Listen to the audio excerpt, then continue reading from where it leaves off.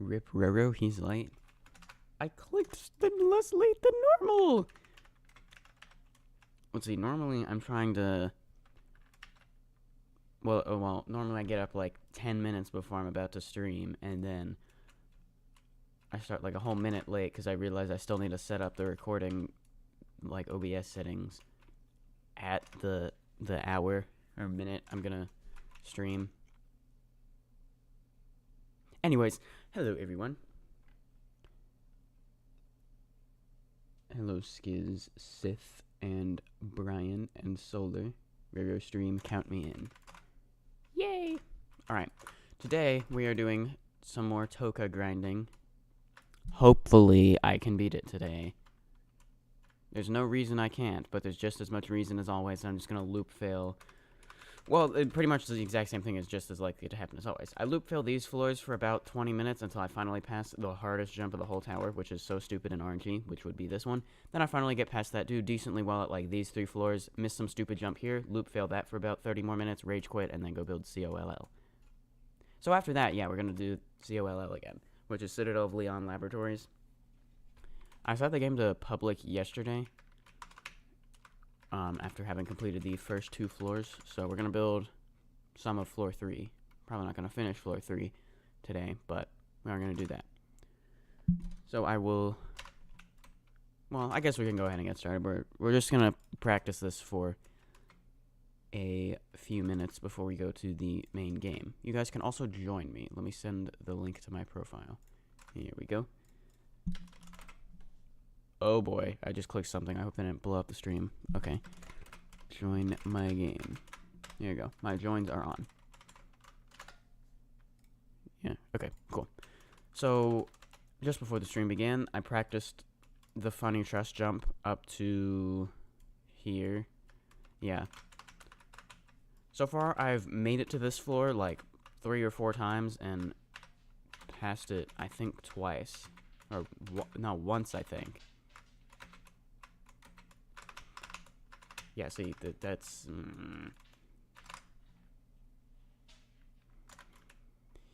Well, now I just gotta wait 44 seconds for that to reset. So in the meantime, let's practice the funny trust jump. Where is it? Here it is. Okay. The most consistent thing I found was to get my mouse cursor to be on the edge of that stud, turn a little bit past right there, and then... Yeah, that wasn't far enough. Oopsie.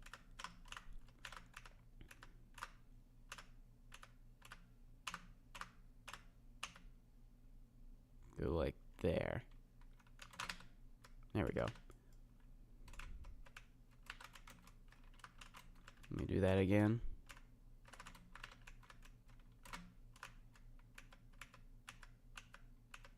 Go here. Go here.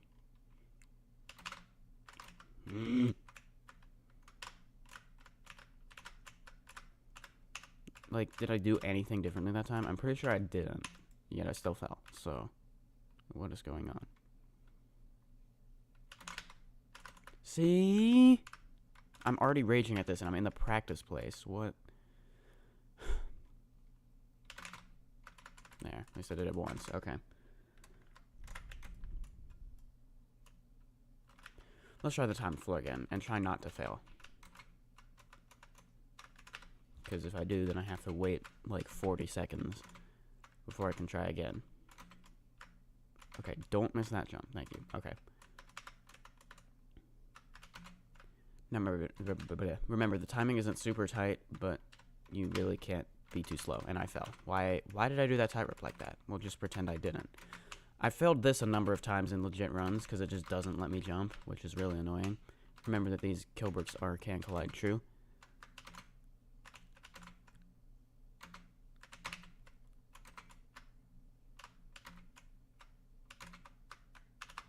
That was close. There, see. If you go at like that pace, you get like 20 seconds left. But I'm not going to go that pace in the legit run. I'm going to play a bit safer. Climb down a little bit on the funny truss if you need to, so you don't hit your head. And you don't always have to go to the very edge. I use upward momentum, but you don't have to. Guess I may as well try that.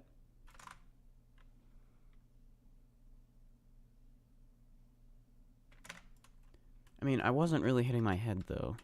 on the top here, but we'll try it. So don't go to the very edge. What do you mean upward momentum? You mean go like here and then, I guess, turn, climb down a bit? Yeah, like, it just sometimes flings me way further out. What is up with that? And I can't ladder flick either. That's not gonna work.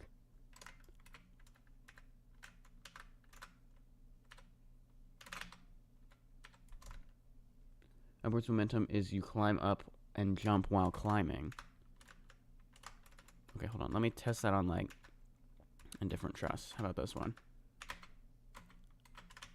Okay, yeah, I guess I can see what you're talking about.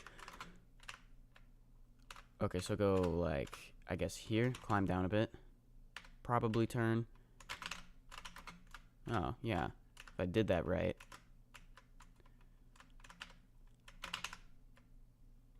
Okay, that seemed pretty good. Let's do that, like, a bunch more times to ensure it was not a fluke or anything. So go like that, climb down, turn at an angle. Huh, okay. Yeah, so far I'm liking this method a lot better. Yeah. Let's add some context to it by doing the few jumps before it. So I'm going to go to probably halfway on this stud, climb down, turn it like that much of an angle. Actually, that seems a bit too much there. Like that. Okay, yeah. That's a lot better. Here's a tip, beat the tower. No way! Why didn't I think of that?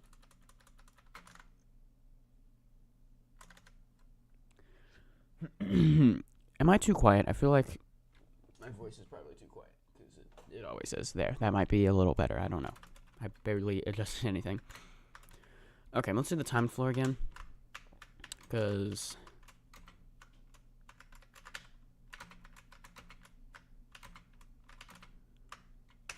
okay, never mind. Let's just not, and then come back to it when the timer runs out. Okay, so you get teleported here when the timed floor ends. Here you gotta outrun the skill brick, which does a whole lot of damage. You can cheese it, but that's so cringe, so I'm not gonna do that.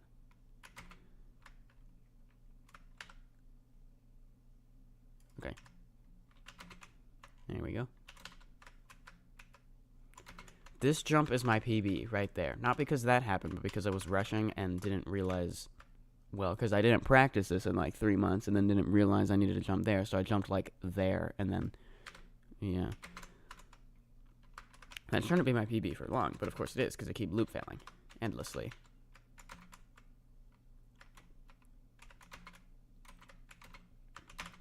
Okay. Let's do this floor again. Just as many reps of it as I can do. Come on, okay. This is why this is getting annoying, because I can't even do simple jumps.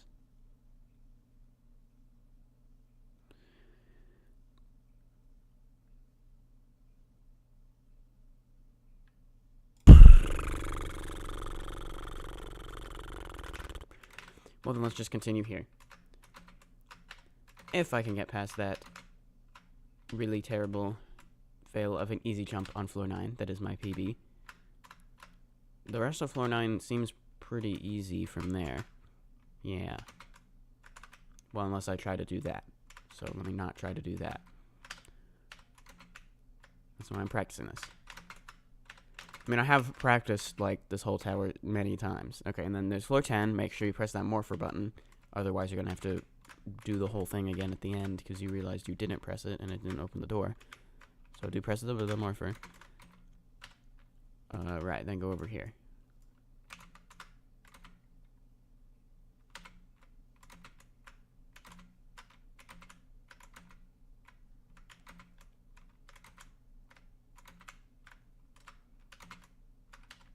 Doing surprisingly well at this. I expect you to fail like way more times. Maybe I shouldn't rush it though. Okay, I fell by doing something stupid. Don't you love it when you have the no clip on super high speed and then you try to move like one stud and you move like 60? Yeah, I hate that too. Okay, and then look ahead. Okay.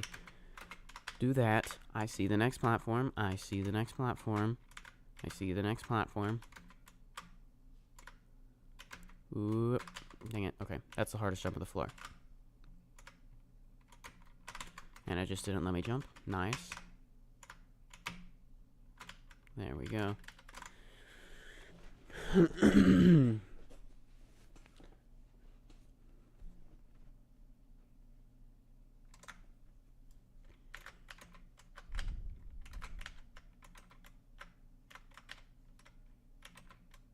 Right, don't jump to that spinner. It's easy to think that's what you're supposed to do, but it's not.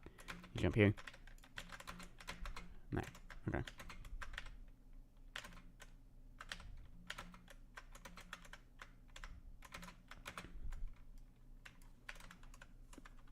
Okay. By the way, that thing does deactivate after the morpher timer runs out, so don't be standing here and then let that happen. Then we got the final stretch, which is similar to that thing on floor 9, but this time it's non-cheesable. And I fell. Okay, now I have to redo that. Well, is it non-cheesable? What if I just don't press the button? Oh, well, it covers the whole platform, so I kind of have to. Yeah, and it just resets on its own. The way you cheese it on floor 9 is you just let it go the whole path and then don't reset it. And then as you like walk inside the unmoving kill brick, it just doesn't deal any damage. Okay, there.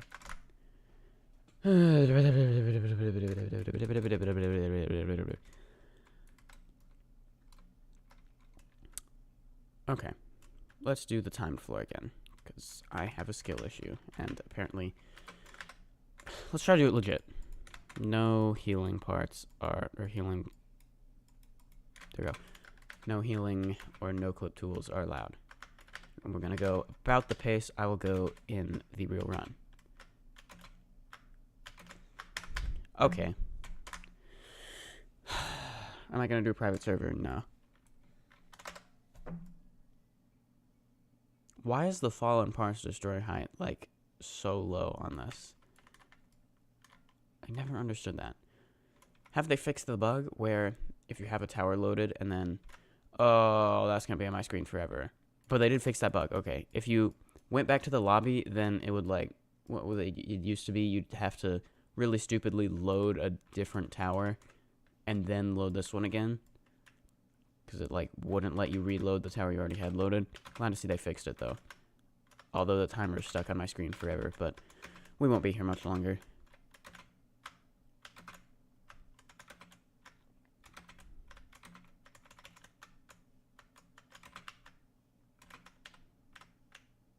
I suppose I need to be most careful on this part, because like I said, I've failed it like 3 times on a legit run, and it's really stupid when that happens.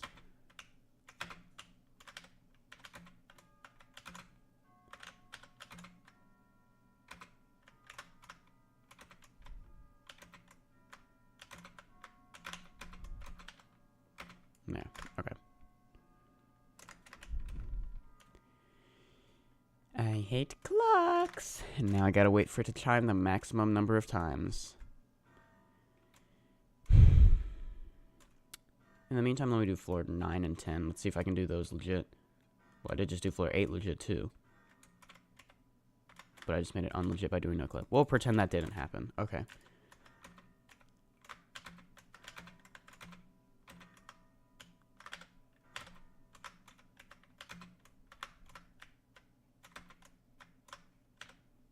Okay, then my preferred method for that is going to be turning my camera like that. Here. Just... I'm like not concerned about missing that jump, because now I just know where the platform is, so I'm probably not going to miss that jump. The one that I said earlier was my PB, is what I'm talking about. Because I failed it because skill issue.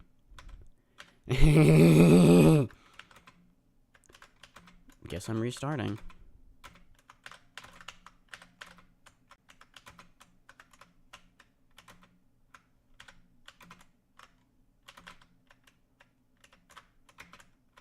Now, what even just happened there? Did you see that? It, like, physicsed me. I'm not counting that. Okay, I do have a concern of that happening.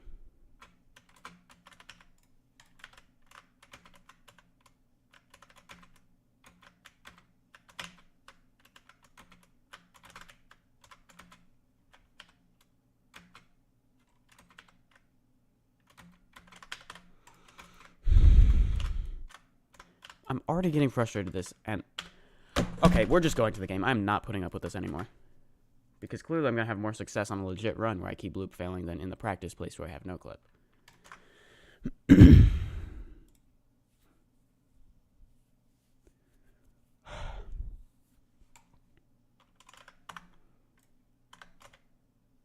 There, you guys can see that, which is good. Let me make sure my volume is off so I don't get insta-demonetized.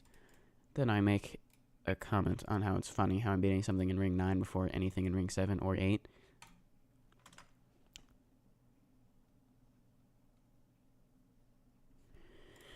When the ascent is curving. Yes.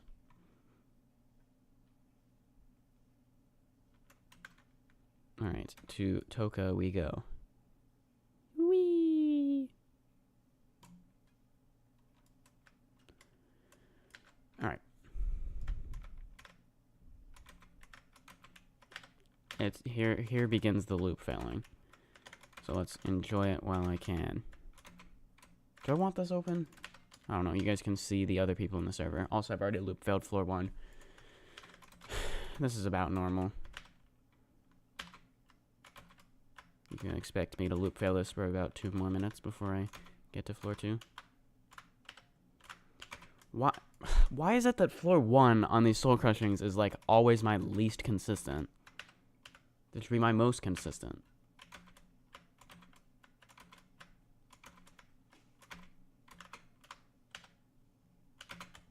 Like, am I just really that bad at not rushing floor 1 that we get to the point where like 99% of my attempts were reset on floor 1? Apparently. Or is floor 1 just always the hardest? I don't know.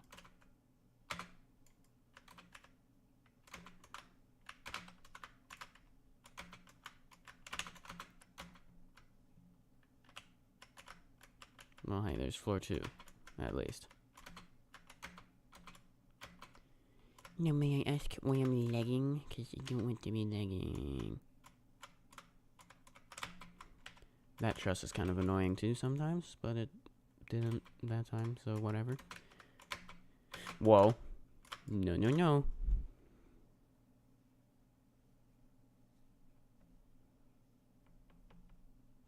What if it wasn't curved, but instead tower of angled ascension?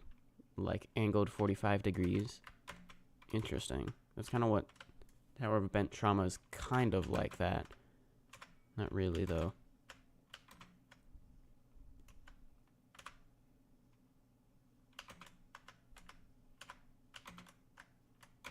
Is it Tower of Bent Trauma or Tower of Bloodthirsty Kenos, the one with the super long final outside? I think it's Tower of Bloodthirsty Kenos, if I'm recalling that correctly. And, like, the final outside reaches, like, 3 floors higher in terms of height than the top of the tower. Both? Okay, of course.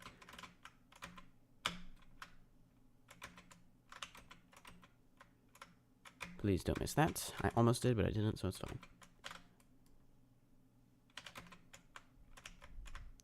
We're coming up on the funny truss. We'll see if my Eastern European training holds up.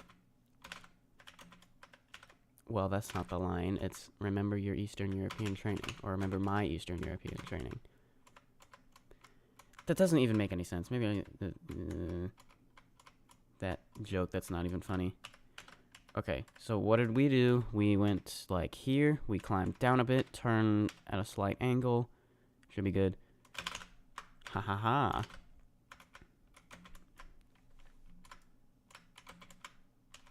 Of course I missed that. Why wouldn't I? Alright, now we can expect me to either miss that, which I didn't, okay, or miss one of the truss jumps on the way back to that truss jump, and or miss the funny truss jump. Well, one of those didn't happen.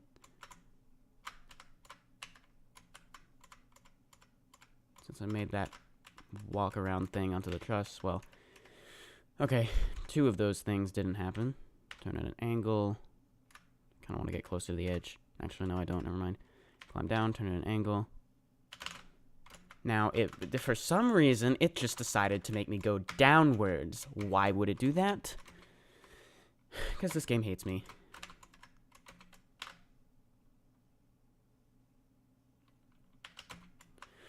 I thought I didn't time that right. Oopsie. Okay, we got back pretty quick.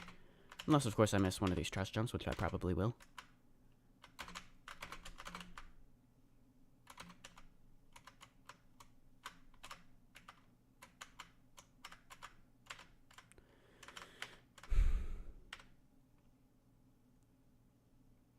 Yeah, it's probably if I don't turn my camera right, it sends me down. Yeah. Wait, what?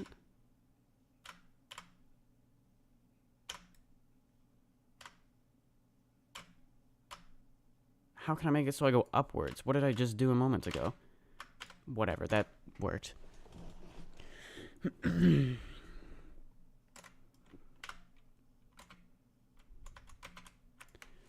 Now let me do this.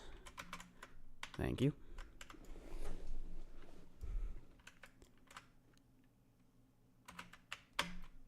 Okay.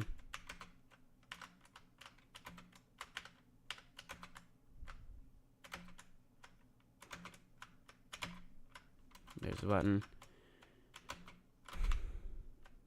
Don't want to get too ahead of myself. But often when I get, like, to this floor...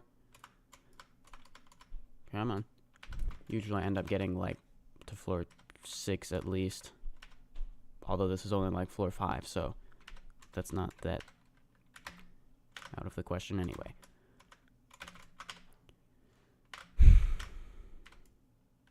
So this could well be the winning run, or I could fail an easy jump on, like, floor 7. Probably the latter being more likely, because... am I being too complainy? Probably. Let me not complain until I fail. How about that? It's going to be all positive energy until then. So, this is going to be the best run of this tower yet. Yay.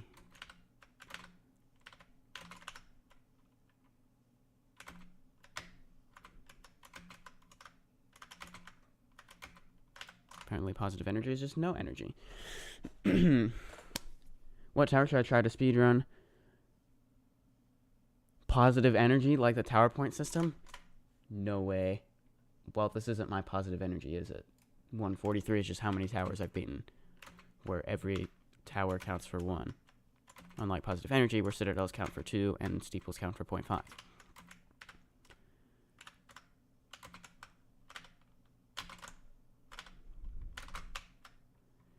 But still, that seems a bit unbalanced. I hate this game, I hate this game, I hate this game, I hate this game, I hate this game, I hate this game. Not really. Hope you enjoyed that brief moment of positive energy, because now it's all back to complaining again. We already know I'm going to fail this jump. If not that, then definitely the stupid head hitter, because it's really annoying. See?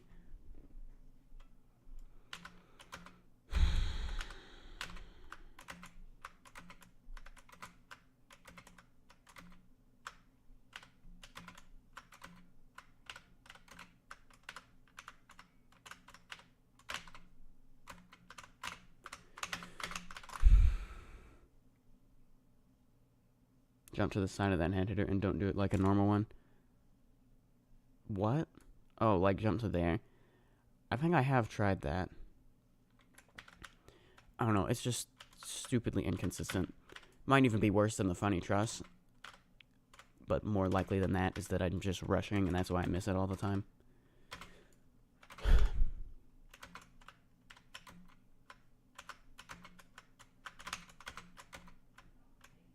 Isn't this easier than Tower of Inevitable Failure? Okay, just bounce me up for no reason. How about that?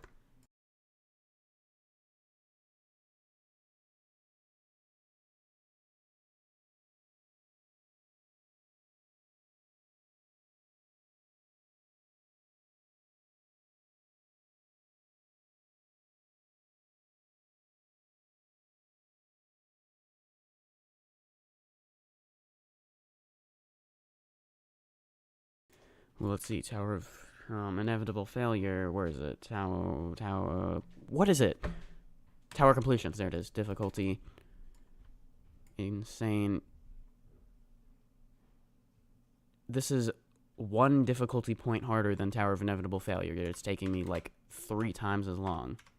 No, it's like 10 times as long. Oh, like that. I don't know. It just every time I try to do it like that, like where I jump sideways, it just like doesn't let me jump.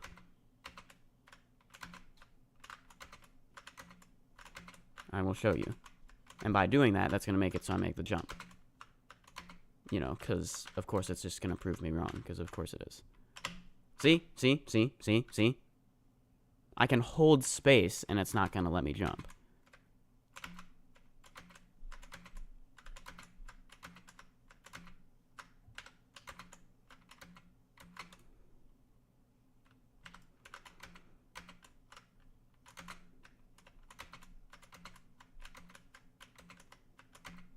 Now, why didn't it let me flick?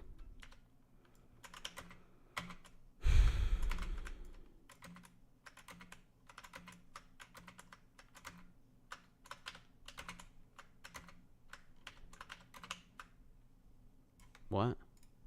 Well, you have to be a lot out before you press space. Okay. Well, let me jump that time, but I tried to jump over there so that I wouldn't miss it, but then I can't make it to the wall. Yeah, see, it's one or the other. Either it lets me jump and then I just land back on the platform I jumped from, or I don't jump and then fall.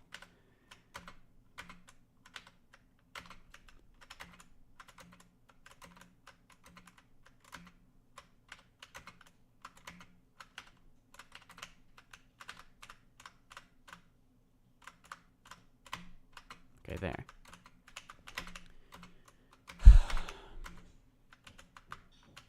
If floor 5 is as far as I make it today, I'm gonna be so annoyed.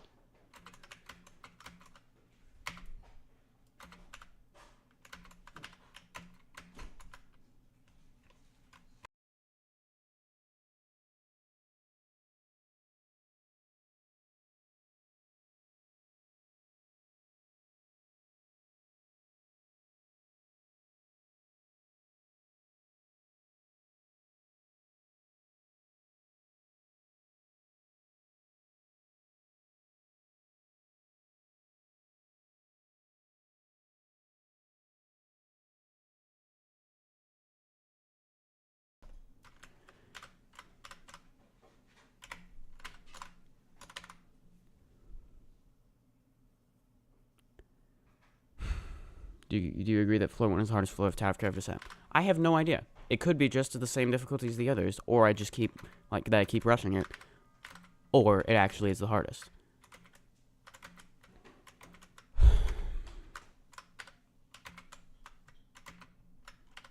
Yeah, I'm doing this other method. I don't know. It just is more consistent. Barely.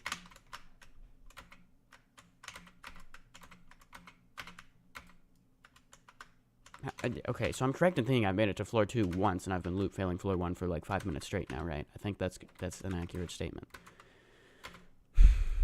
Tower statistics. Where's Toka? 310 attempts. I'll bet 290 of those are fails on floor 1 that I reset.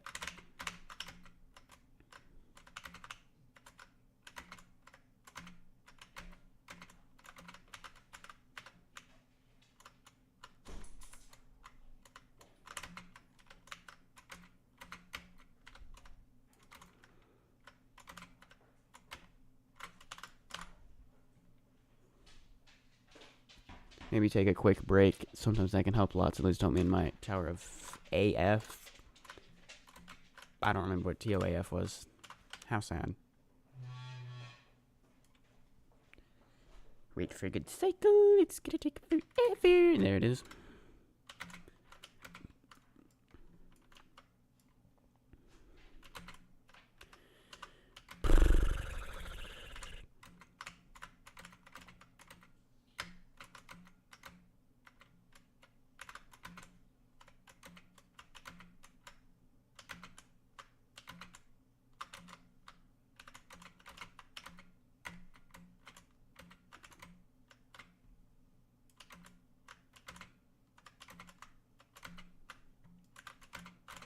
Okay, there's the buttons. And the toilet flushing, apparently. Come on, come on, come on. Okay, there. We're getting pretty far along now. At least, like, now I'm to floor 4, where the funny truss is. So it's just a matter of getting there by not failing these truss jumps. Then it's a matter of actually landing the funny truss jump.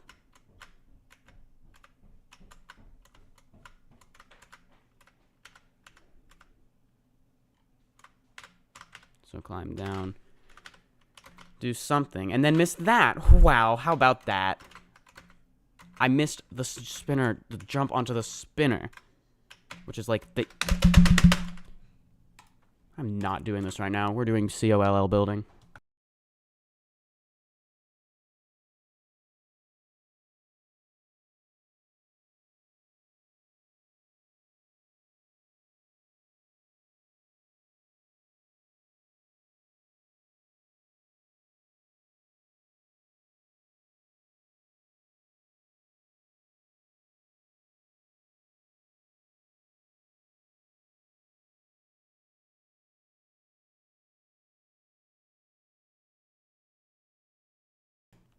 Okay, we'll come back to Toka later.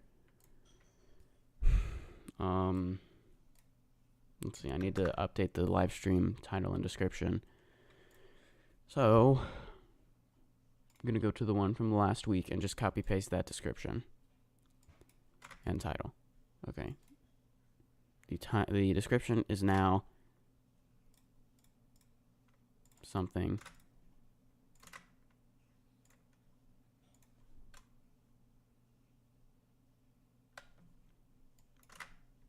It's now, okay, hold on.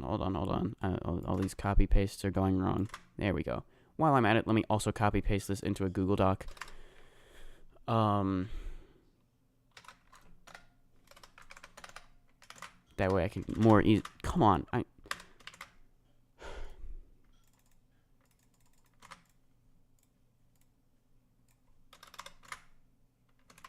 Wow, it's like not infuriating at all that every time I copy paste it has a bunch of weird highlights.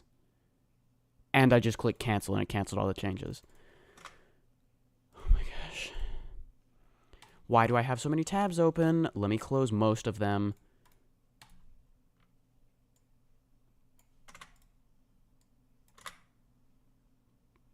Change the thumbnail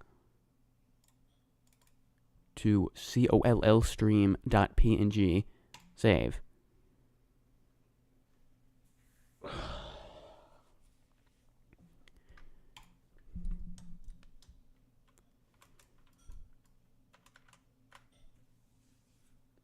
So here's the Ring 4 Citadel.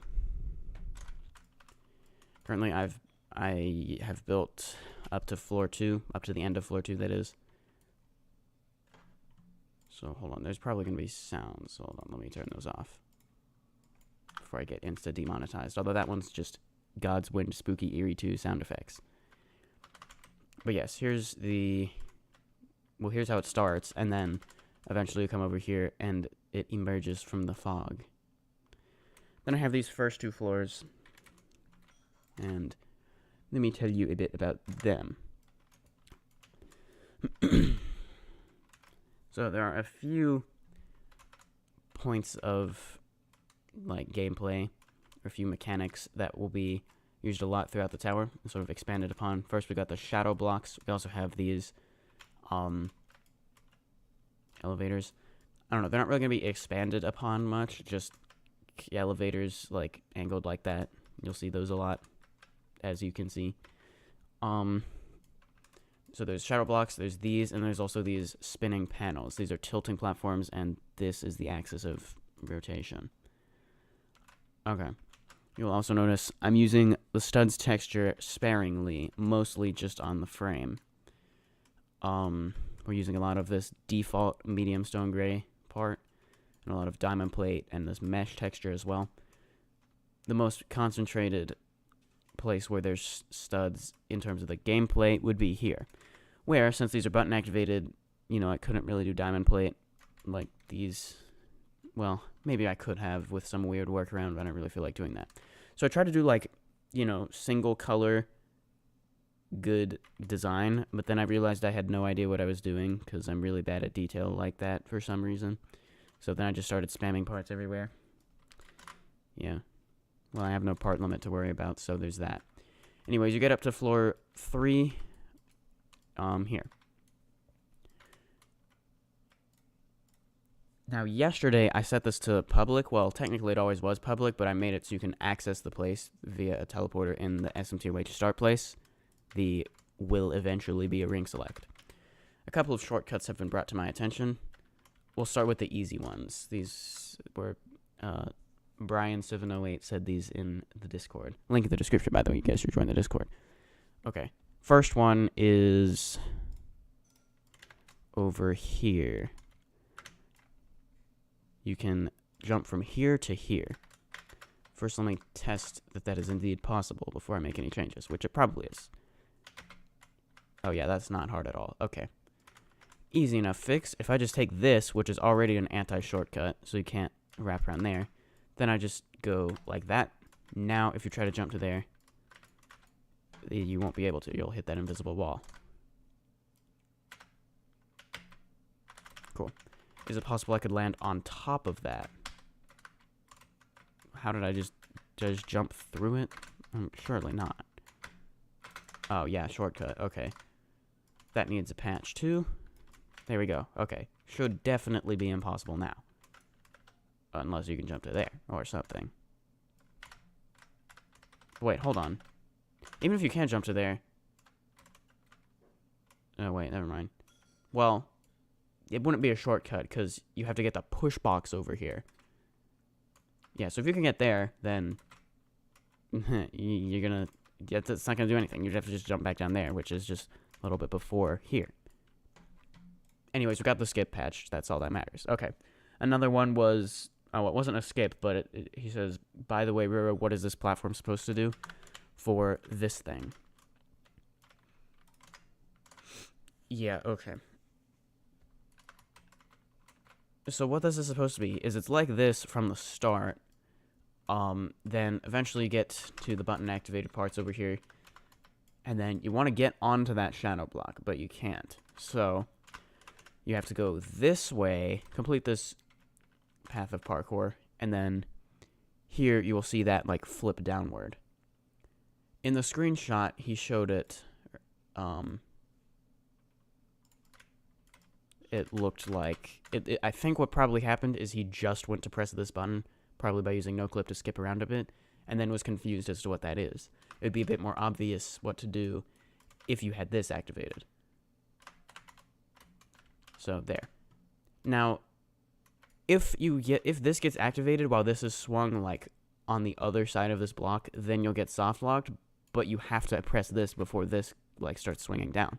Because in order to get to this button, you have to have pressed this button, because that's the only way to get there. Unless there's another shortcut, which to my knowledge there isn't, so yeah. Nonetheless, indication, someone else had said very much needs improvement too, and there are also difficulty spikes. Do I want to fix those now? I kind of don't. Not really. But I will fix the skips, which there is one more. And this one's going to be a little bit more difficult to fix. Okay, well, as you can see, the whole citadel is slanted at an angle of 10 degrees. And so what that is going to do is if you try to just climb up, then you'll hit a max slope angle changer, which is a custom client object I made. What max slope angle is it's the maximum angle of a slope your character can like walk up. So the ones along the side here, they set it to 0, meaning anything that's not perfectly horizontal, you'll like slide down, kind of like a conveyor. But then at the bottom here, we got one that... What is going on here? What are these strange-looking parts? Huh? We'll investigate that shortly. But there's one here that sets it back to 89, which is the default, which means you can pretty much climb up any slope.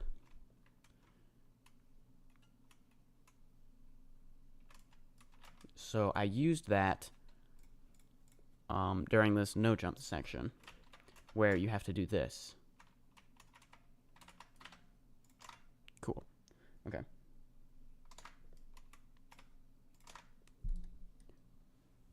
Roro, how does the push box puzzle work? Yes, I see a bunch of questions in the chat. I'll answer those momentarily after I demonstrate this shortcut. So what you can apparently do is you can like, yeah, you can do this and then just hold S for a while, and you'll eventually be able to cheese the whole thing. So basically, by going up against the wall, you're able to climb up even though your max slope angle is 0. How am I going to fix that?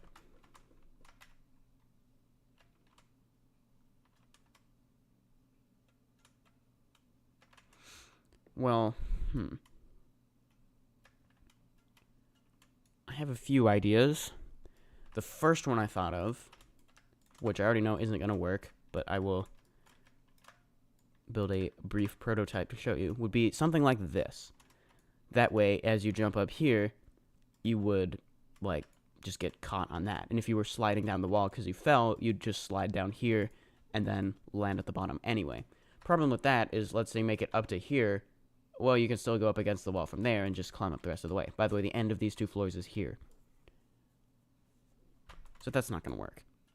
Another one I thought of was, what if I maybe do something like this? By the way, these would be invisible. But if I do something, well, yeah, that's not going to work because, well, same thing. Even if I do like that, well, same thing. You could just start climbing up the wall there. And making it a kill brick probably wouldn't work because you could theoretically out-heal it. I could make it insta-kill, but I'm not going to do that because invisible insta-kill as an anti-shortcut seems like not a good idea. So my final idea then is probably find all the places you could shortcut to by using that method. It would be annoying to have to deal with that throughout the entire Citadel. But let's say, like, I put... Why did I delete those parts? Okay, hold on. Let me just copy-paste one of these shadow blocks. Go like this. We'll make it 0.6 transparency for the time being.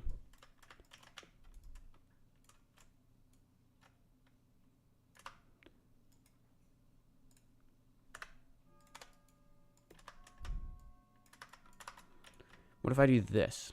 Okay, so that's going to prevent you from climbing up from the very bottom. So that would mean you can't shortcut up to there or up to there. We'll deal with the other side in a minute.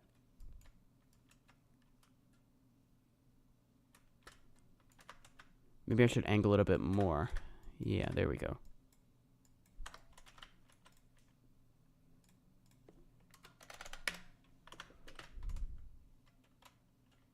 The reason I want to angle it more is so that you can't, like, I don't know, start sliding down and then go into climbing animation on there and just start again. I can also prevent that by doing that. There. Okay. So that prevents you from getting up to there. Let's say you're already up here and then you want to shortcut further. Like, from there up to the end. We could put another one there.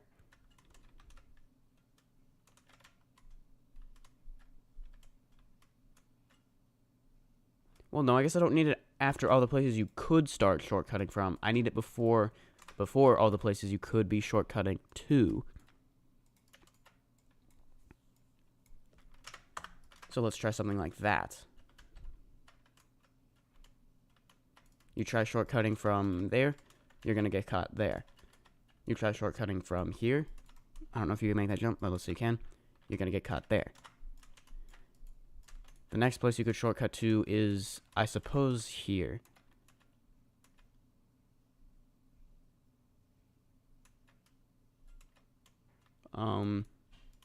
This I don't have to worry about because there's an invisible wall anyway, which is a different anti-shortcut. So let's move this down just a bit to, like, here. Well, wait, there's nowhere you can even shortcut from to get to there. I suppose it can't hurt to put this here anyway, though. Okay, so there's that. Next place you could shortcut to is the ending. So let's put it apart there. Guys, we're going to know where the checkpoints are via this stream. Nuh-uh-uh. I'm not going to put in the shortcuts until I'm done with the whole Citadel.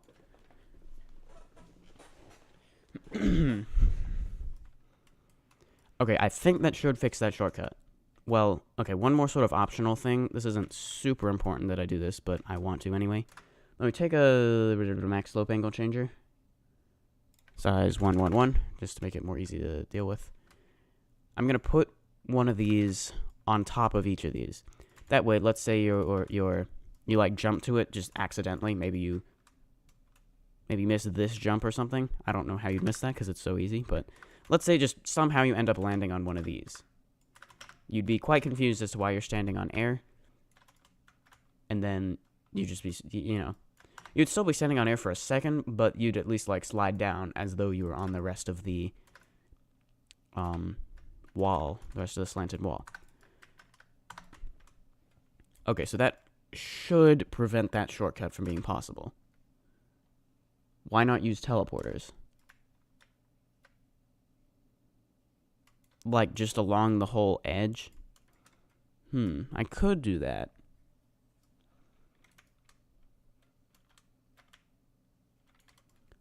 Like, maybe like a 1x1 pole that's a teleporter, and if you touch it at all, you get teleported back down there. Is that what you're saying?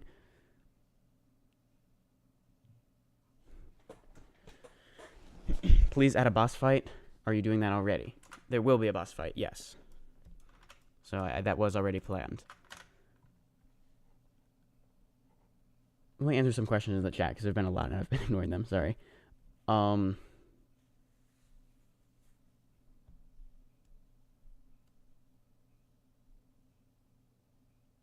is this? This seems like a good time for get the portal gun out, boys. 2. Yes, so I played through all of Portal yesterday, because I'm taking big inspiration from that for this tower. Not a ton yet, but you will see. You will see. One stud thin teleporters is the very corner, or maybe 0.5. Oh yeah, you did say that. Sorry, I didn't see the first message you sent of that. Okay, any potential problems that immediately jump out to me that could cause? Only thing would be if the gameplay went, like, right up against the corner. Which it probably, which it doesn't. But let's say it did. Suppose we had, like, a thingy right here. Well, if this platform just, like, went around the corner, that would solve the problem anyway, because, or at least in that spot, because if you climbed up there, you couldn't get on top of it. So yeah, I guess I just have to adjust it as necessary. Let's consider the other side then. Well, you wouldn't be able to get to there. Only things attached to the wall, or like one stud away from the slanted wall, would you be able to shortcut to by sliding up the wall slowly. Because when your max slope angle is 0, you can't jump. That could possibly lead to some annoyances and problems that it's like already no jump when you do that. But so far that has yet to happen, except like a little bit. Well, never mind. Yeah, no, it's unlikely to cause any major problems most of the time. Anyways, so you wouldn't be able to shortcut there. That's where I'm going with that. You wouldn't be able to shortcut there. You would, maybe to there. I don't know. Well, you could go like, yeah. Okay, so you could shortcut to there. Well, except that this is attached to the wall. You might be able to get onto there. Starting here, getting to there might be possible. I don't know. But let's say I have a teleporter. Well, actually, first let's consider all the other places you could shortcut. You could shortcut there. This does go up against the corner. So that automatically, like, stops that shortcut from happening.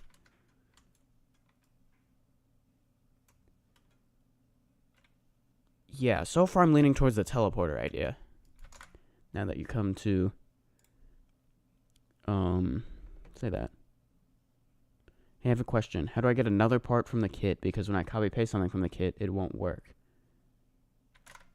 Does he even read chat? No, I don't.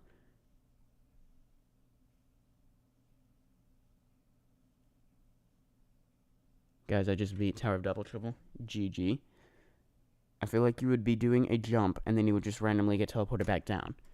Yeah, that's what I'm trying to consider, like, any possibilities of that happening. So where, yeah, it's gonna be, can I speak? Apparently I can't speak. Okay. Let's take a teleporter real quick. Where are the teleporters? Here they are. Actually, just kidding. Let's just take a regular part first as a kind of demonstration, a prototype. If I do this, this would be the teleporter. Technically, you don't even go onto the spot because I was worried it would cause some problems with this max slope angle changer being right there. So you don't even go over there. There's a shadow block preventing you from getting there. Would it be possible to randomly hit the teleporter is the question.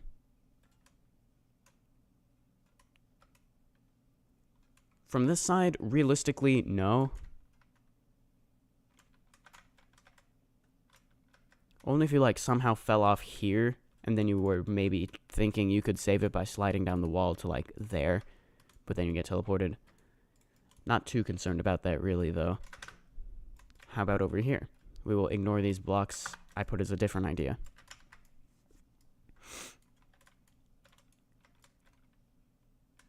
Anywhere you go super close to the corner? Only, like, here. But even so, that should be very hard to accidentally hit. But if nothing else, I can just do that. Because it's fine, you can climb up the wall here, because it doesn't lead anywhere. So, like, there's no point in doing that. So we'll position the teleporters like this.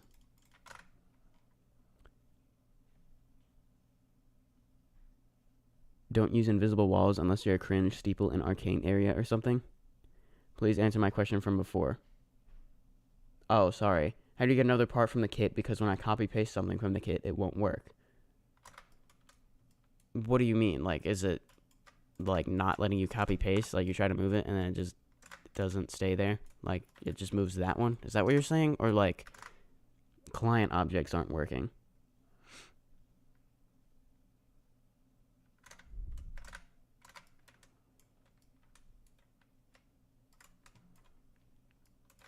Hold on, let me put this in place now. The teleporter. Red is the teleporter, yellow is the destination.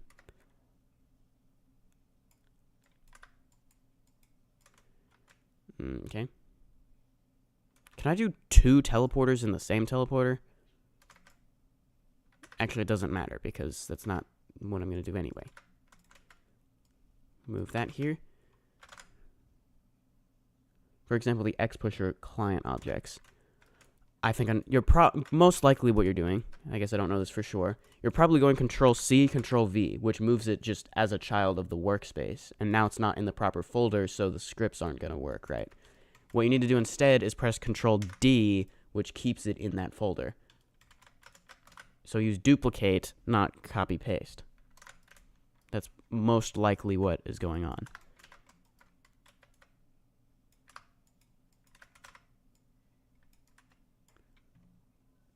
Let me put a transition time of here of like 5.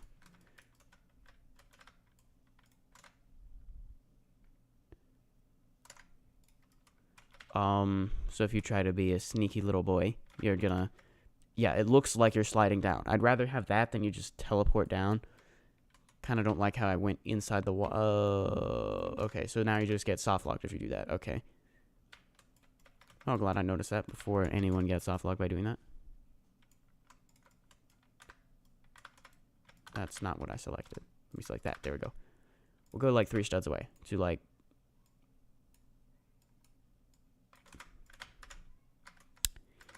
Come on. To like here.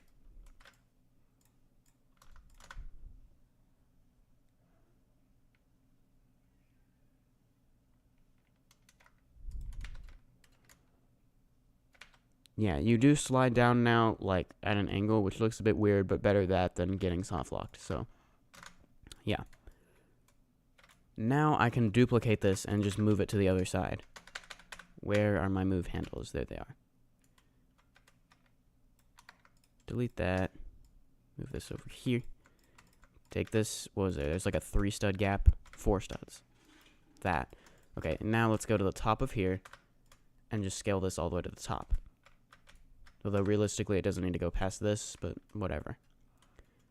I think that should fix the problem.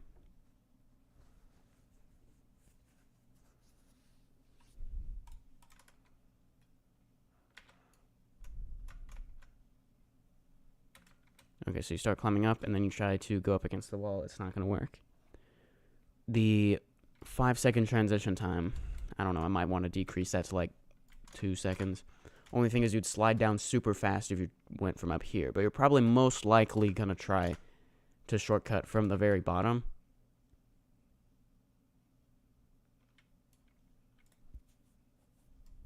So let's try like a 2.5 second transition time.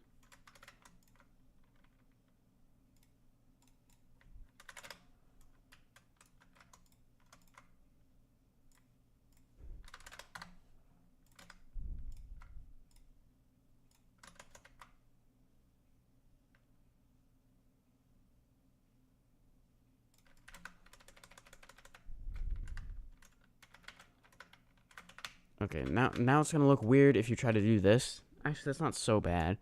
If you try to go from here, okay, we'll do that. Okay. We should be good now.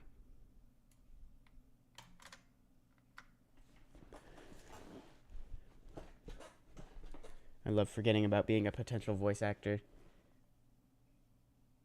What did you say? Because I did indeed forget what you're talking about.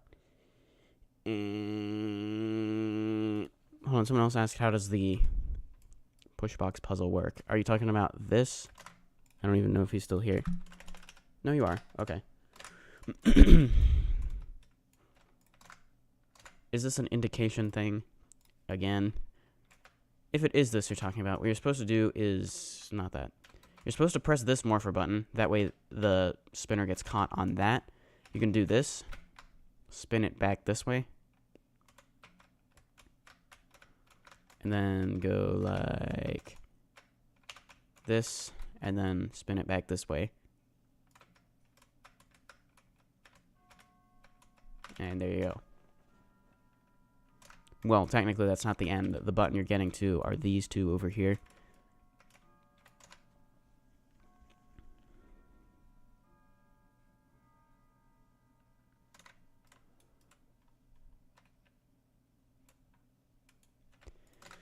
Okay, with those shortcuts solved, finally, let's begin floor 3. Let me read my plan for what I was gonna do. I've planned out like the whole citadel in a Google Doc, as I have been doing for the past several of these towers I've built. Although, well, I don't usually read them anywhere, but I do reference them anyways. But I'm reading this one here, floor 3. There's a full safety net at the bottom of floor 3. During this entire floor, you'll slowly take damage, which comes from a comment on the community post I made asking for floor ideas for COLL, which can be achieved using a custom client object. But there will be some heal parts throughout the floor that you can use. At the end of the floor, you're walking... Okay. We won't worry about that yet. So, let's get a custom client object working that will make you slowly take damage.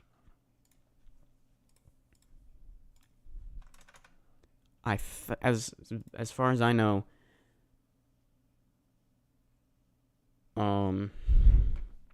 a custom client object is probably the best way to do that. So let's add another custom client object here. This one's not the max slope angle changer, but a heal or slow damage thing. Yeah, that if I just put an invisible kill brick filling the entire space of the floor, that doesn't work because you don't take damage while you're inside the kill brick. It like doesn't fire the touched event for some reason.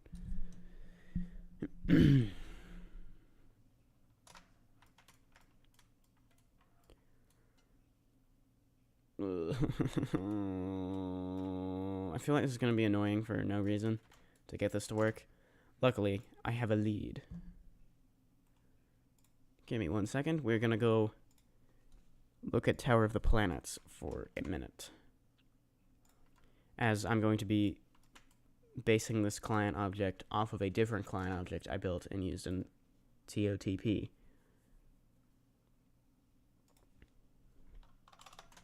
Give me 1 second. Window capture properties. Now we're looking at this. Okay.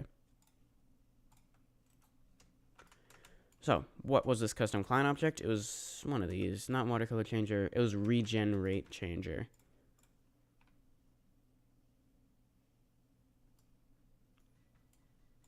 Sounds. I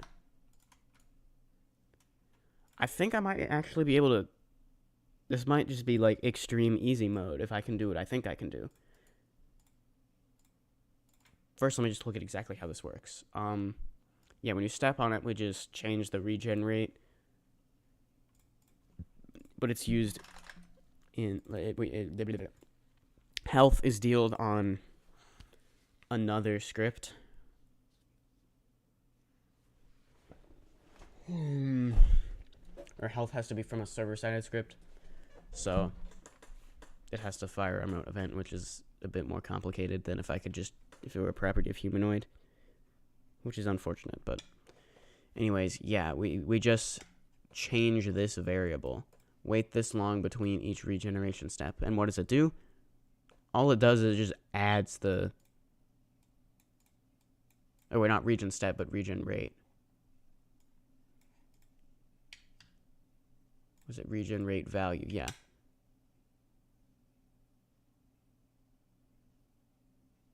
So if I just make that a negative number, then do I slowly take damage? Hold on, I'm not going to have no clip. Let me just move this over here. If I make this be negative 0.05, that should mean I take 5 damage points per second. Let everything load in. Hello, why is the thing working? Okay, nothing is working, because of course it isn't. Let's look at how the math goes again. See if that is any part of the problem.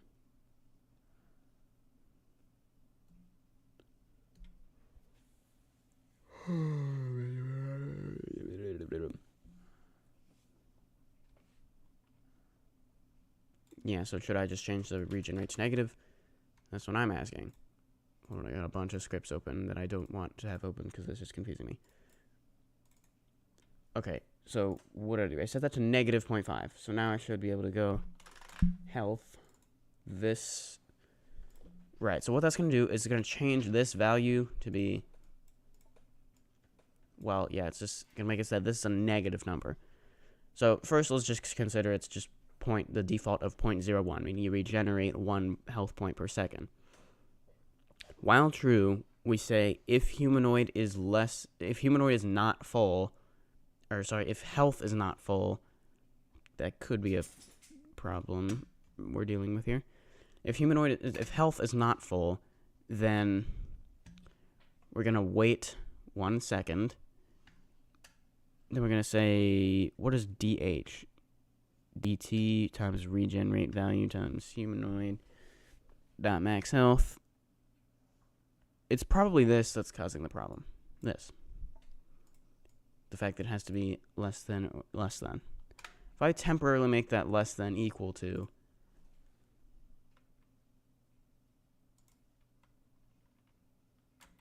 now do I take damage? Yeah. So you have to be at not full health for it to start doing that. If I just put a kill brick, wait, hold on. Like if I just make it so you're not at full health when you hit that regenerate changer, or even a little bit after, like, okay, so just reset it so you have to be at full health for it to do anything. Let's suppose I do this and then I hit a kill brick. Yeah, see? Now I just start taking damage. So if I just put like one unavoidable kill brick right at the start of this slow damage floor, then that should be it. Okay, so that was surprisingly easy. I don't have to like re-script a whole client object from scratch. So what I can do is I can take, we'll just do one of these at a time. Let's take the region rate changer, go Control C, go to OBS, change my window capture to be COLL, go to CLLL, go to client-sided objects. Things are getting a bit hectic here, so let me go collapse all. Now go to client objects and go paste into. Apparently the Illuminati lizard people read my mind. That I wanted it to go exactly right there. Interesting. Cool.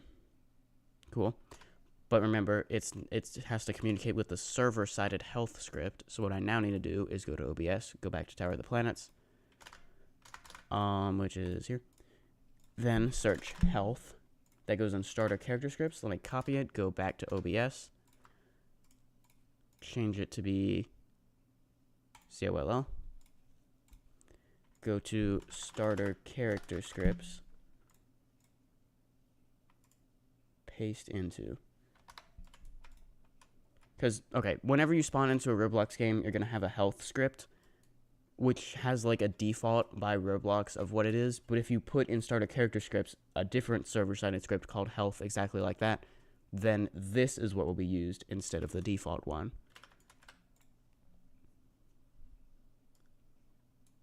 So like if I now search up health, the one that's in my character model is now the one that has my modifications, which includes this common and like this remote event and things.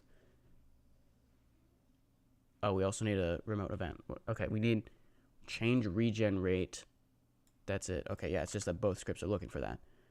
I won't bother alt-tabbing or changing OBS because it should. Well, let me just change regen rate. There we go. Okay. I was just copy-pasting it from Tower of the Planets now. Where this needs to go is in replicated storage. Just go Control-Shift-V to paste into. There. That's what allows the two scripts to communicate with each other. So now, what do you mean update health? What is looking for that? Health.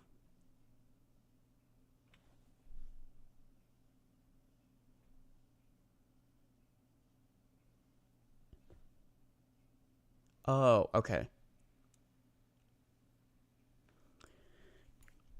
This was used for heal parts.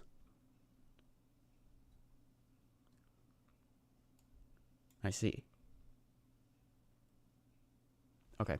Those I will need too, so let me take those with me.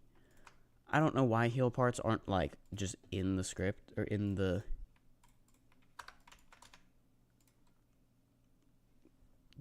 why they're not just in the kit, because, yeah, you have to make them a custom client object. I don't know what's up with that.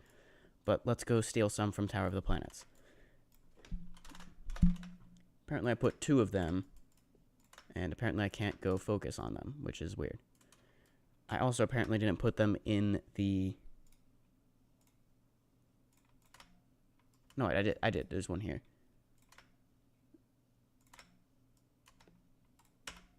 There's one heal part in the whole tower, and it's right here. I see. Okay. No, so I did make one. Yeah, if I just do that, and then there was a... What was it called? Heal event? No, update health. Let me just take this, then paste that in to client-sided objects. Paste into.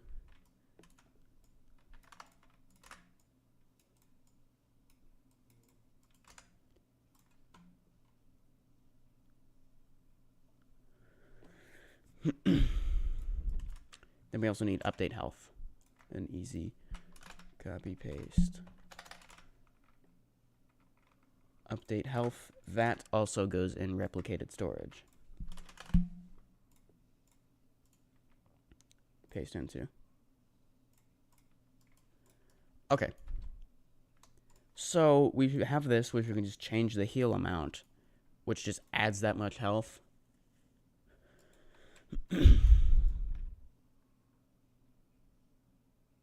So let's give this a try. I'm not seeing any errors over here, so that probably means we got it working.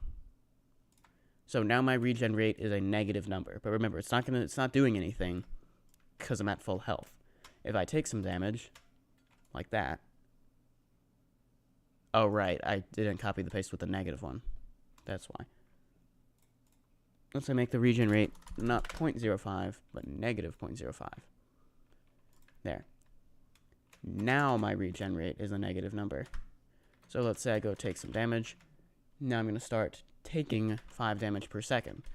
Let's say I hit this heal part. That's going to add 5 health.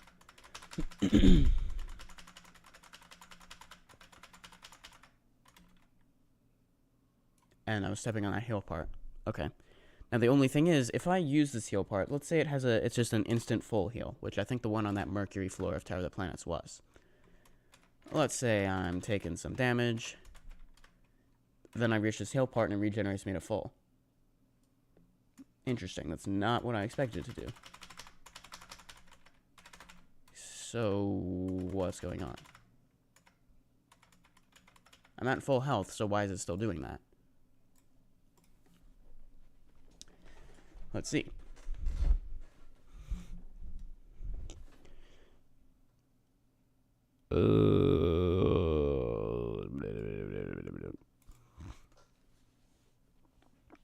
While humanoid.health is less than that, do that.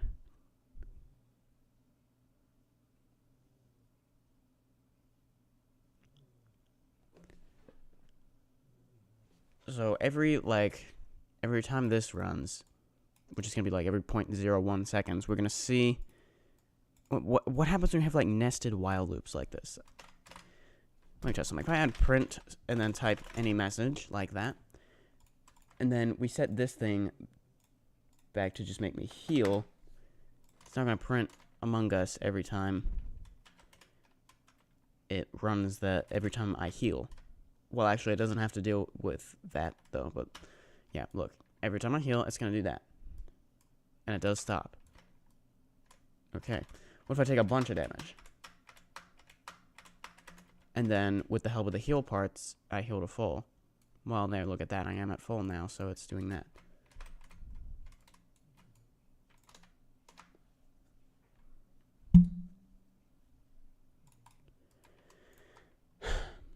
Let's set this back to negative 0.05.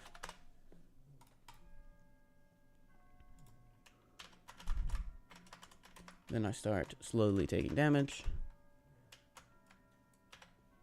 So for some reason, it's thinking that I still have less than full health, even when I do have full health.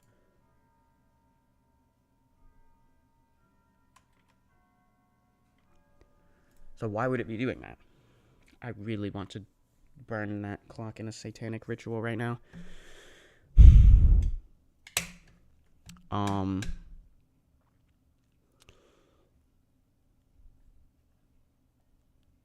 Yeah, where's the wait?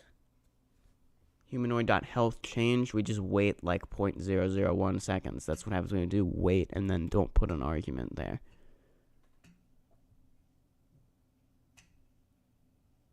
Might it have something to do with that? I mean, I suppose this isn't that much of a problem. It's actually helpful that it keeps damaging me even if I get to full health.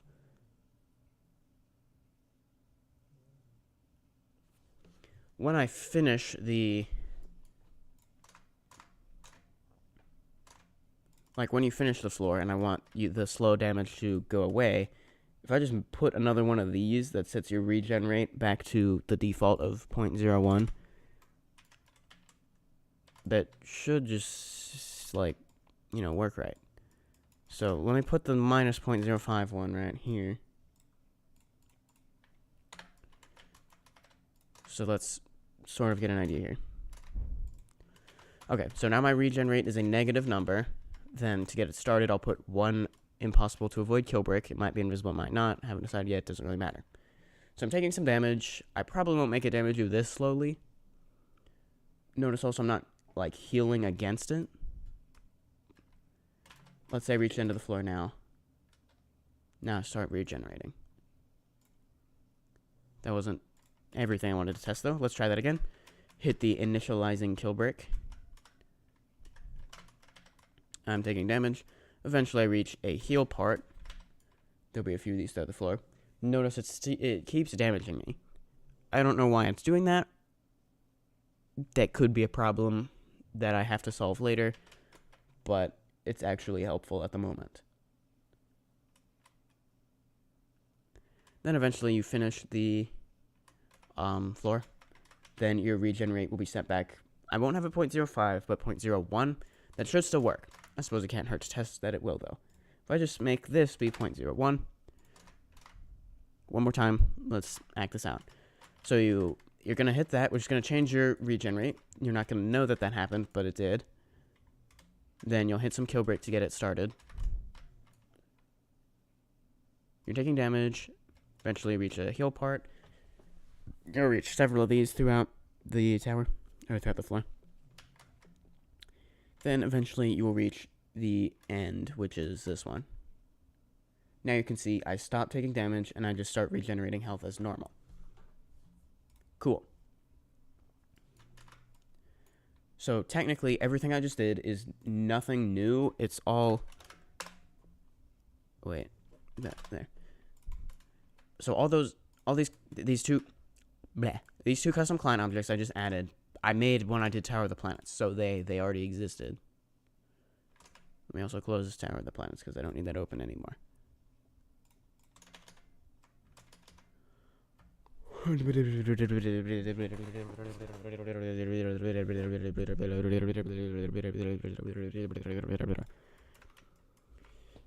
Okay.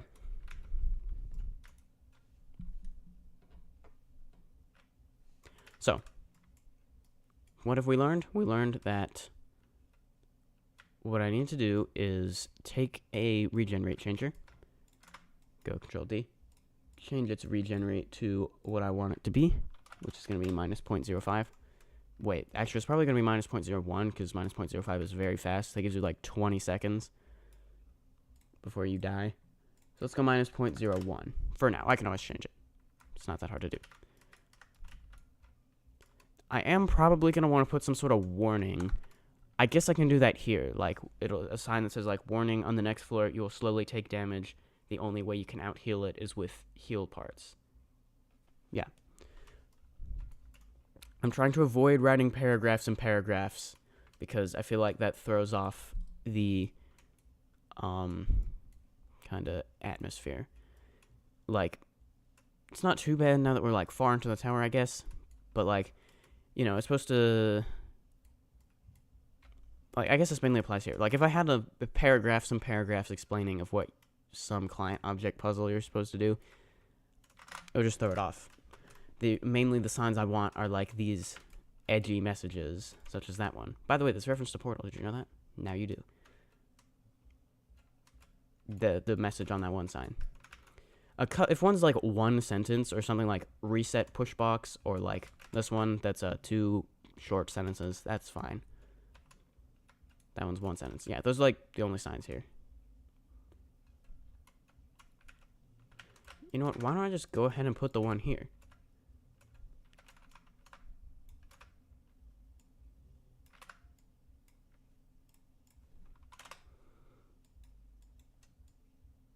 Just go like that. Okay. Text label is going to be...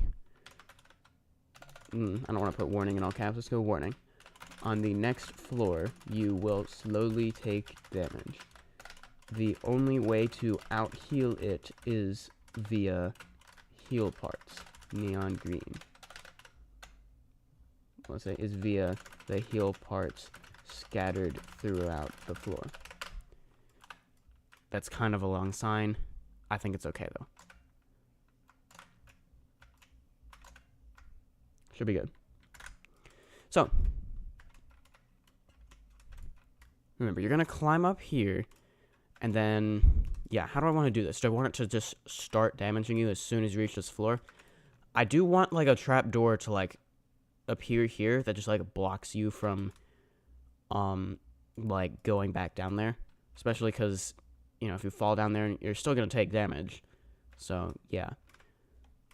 We'll do that. I'm going to make it look like this. This is supposed to be a trapdoor. Like this, this is supposed to look like a trapdoor.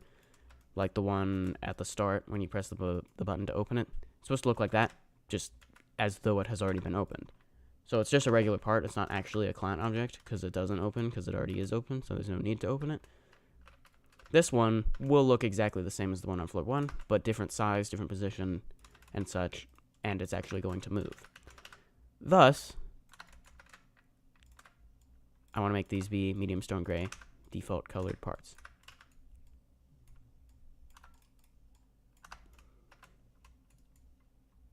Then I need a morpher button. The only ones I had are the push box ones. That's okay. We can manage that. Let me take this, move it out here. It's all weird. It's just gonna be invisible. So let me set the button part to be size 111, orientation 000. Then we'll do that so it's easier to deal with for the moment. Then take new morph, delete it, take regular morph, I go like that, and then we will set the, or we'll take this thing's position and orientation and set it to be the pivot position and orientation of this. That way, it's, you know, just weird when you're selecting it and the world pivot is weird.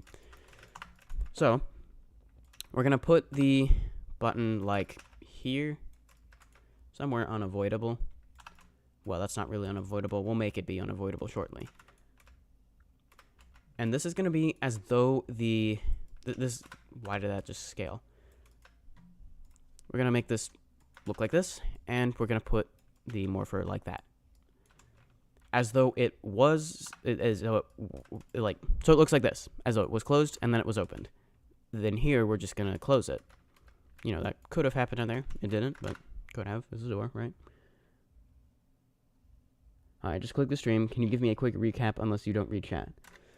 Sure, I can give you a quick recap of like what has been in the stream. Well, pretty much I just fixed some shortcuts on floors 1 and 2 that were brought to my attention. Then I added in these custom client objects. We got one that changes regen rate and one that just heals you by a certain amount. So what I'm going to do is make floor 3 be the whole floor you slowly take damage the entire time. And I can do that by just taking this regen rate changer and making it a negative number.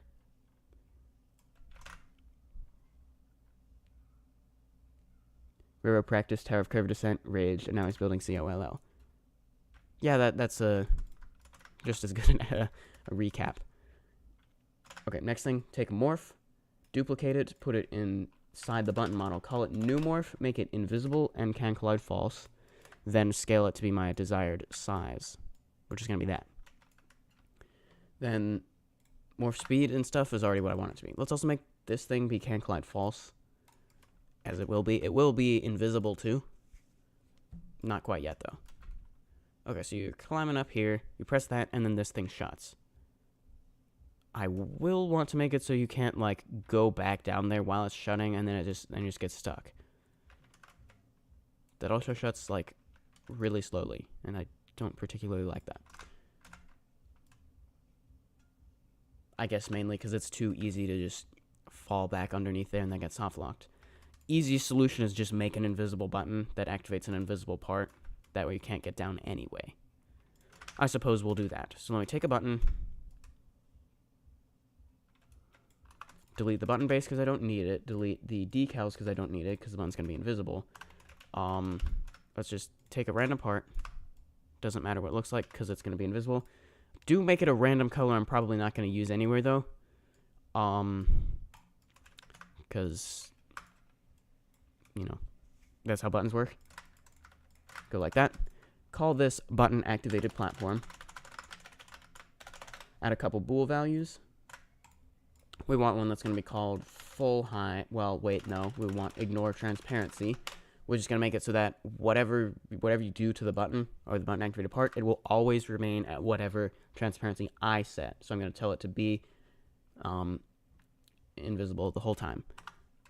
then we want it to be button activated, not deactivated. We want it to become can collide true when you press the button. So that should be all I need to do. So now let me just select it, click parent down here, search up button platforms, then just click that so it's now in the proper folder for it to work right. Okay, let's reenact this again. You press that and that. You'll hit those at the same time. You won't at the moment though, but now as you can see, you can't get through the trapdoor even if the space is technically there being closed. I do also want to make that 0.5. That way you're not standing 0.5 or 0.25, I guess, studs above the trapdoor, which just looks a bit weird. There, that just looks better. Very minor detail, but just want to do that. Sorry, I just hit the mic. Cool. Next thing is, how do I guarantee you hit those buttons? Keep in mind, these will be invisible. Oh yeah, we also got this to worry about, the invisible part, or the regenerate changer, and then also, the way it works is you have to, like, well, because it's supposed to be your healing, right? I already explained this before, but anyone new who was watching the stream, who wasn't before, regenerate, it only attempts to regenerate your health if you're not at full health, but since this is a negative number, that doesn't change that it's still, you still have to be below full health for it to regenerate, in quotes, you. It's just, instead of regenerating your health, like, increasing it, it's not decreasing it. Basically, I need to put a kill brick to, like, initialize it. I can see that being problematic, but right now, it's fine. I'm okay with just putting a mandatory damage. Sorry for all those damage-less people, but, well, doing a floor where you slowly take damage the whole time, damage-less was impossible to begin with, so, okay.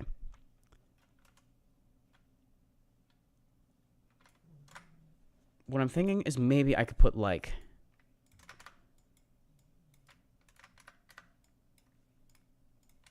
a little tunnel thing. I don't know, just like something like this.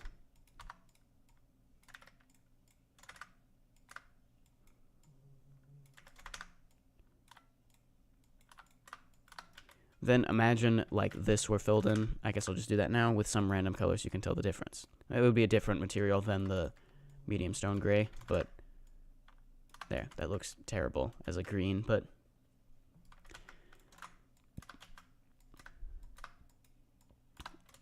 let's say I wanted to do something like this.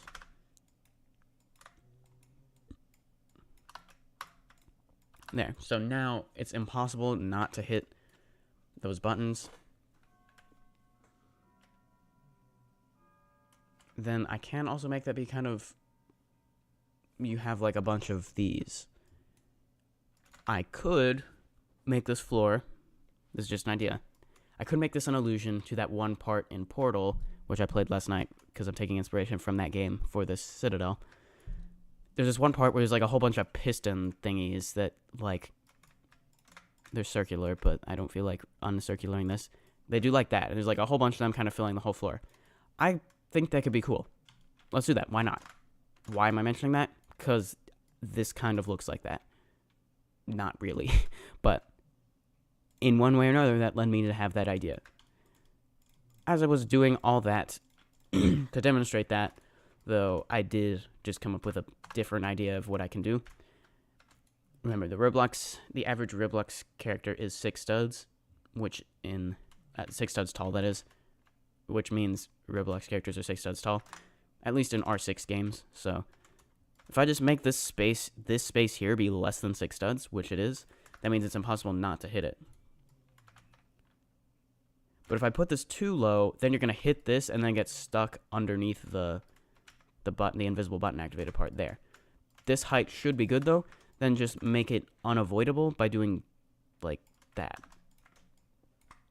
We'll do the same with these objects. Oh right, but then I also got the mandatory kill brick I have to deal with. Why don't I just add that to that stack of invisible parts? Although it's not so much a stack, well, it is right now, but they'll all be in the same position and size shortly. So we have a kill brick. I want it to be invisible. Won't make it invisible yet though, but I do want to get rid of the particle, because it's invisible and I don't want there to be the particles. Okay, so if you just hit, imagine these are all in the position of that part.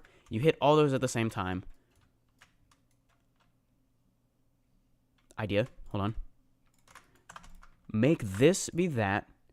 Add a bool value called button activated. Wait, never mind. Call this button activated part, actually. Button activated part. Platform, sorry. Add a bool value called invert. Because remember, what actually makes a kill brick deal damage is this thing. It doesn't matter if it's called kill bricks or even if it's in the kill bricks folder. So if I call it invert, that's going to make it deactivate this when you hit the button. Then I want one that says full hide, which keeps it at the transparency I set it to, which is going to be 1 shortly. We'll keep it at 0.5 for now to remind myself to make that invisible. Or, actually, why don't I add a ray value called invisible? Which makes it become invisible as soon as the game starts, so I can still see it in studio view.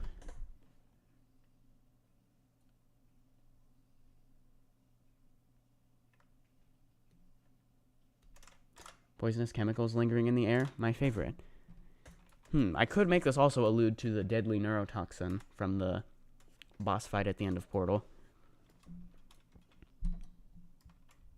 Good news, I just found out what that thing you just incinerated did. It was a morality core they installed. I forget exactly how that line goes, dang it. To make me stop flooding the facility with a deadly neurotoxin. I tried, anyways. But yeah, I've played Portal so many times. It's a great game. But anyways,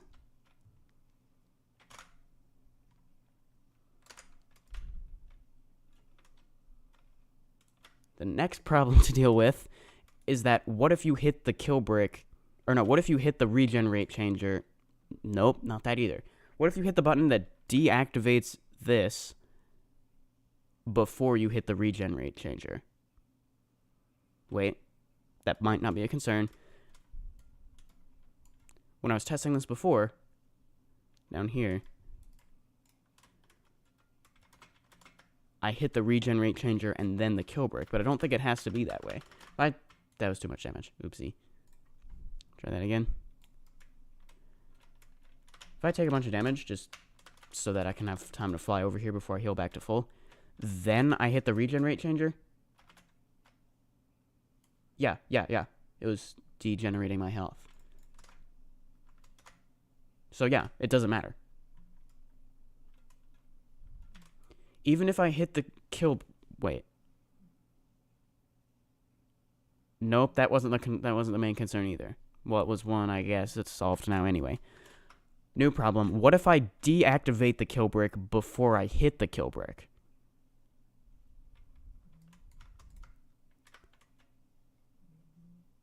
Then I won't take the initializing damage. That's an easy fix. All I need to do is just make it like 0.05 studs larger than the button, which is that one.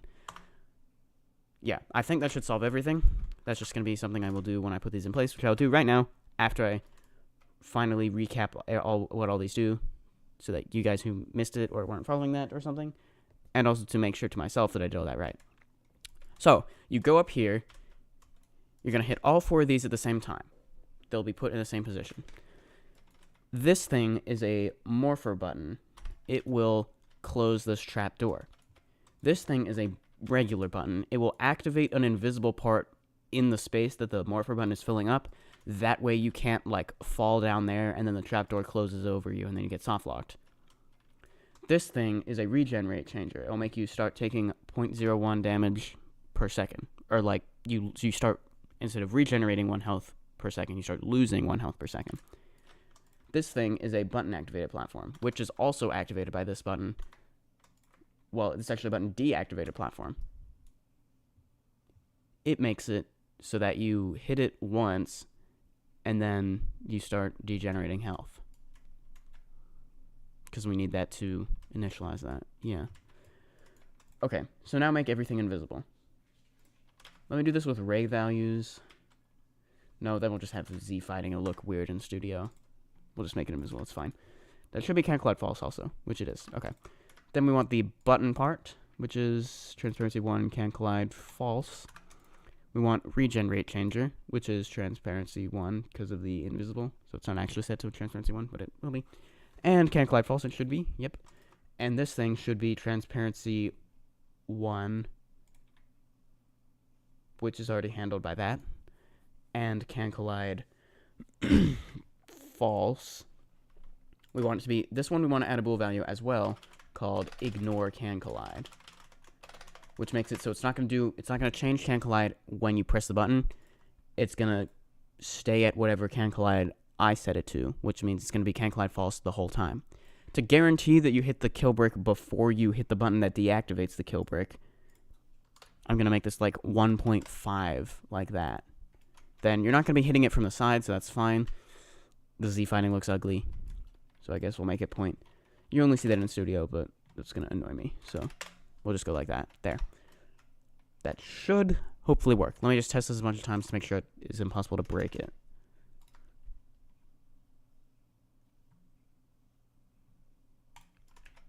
So you go up here, you should start taking damage. That is not what happened. Why did I not take any damage?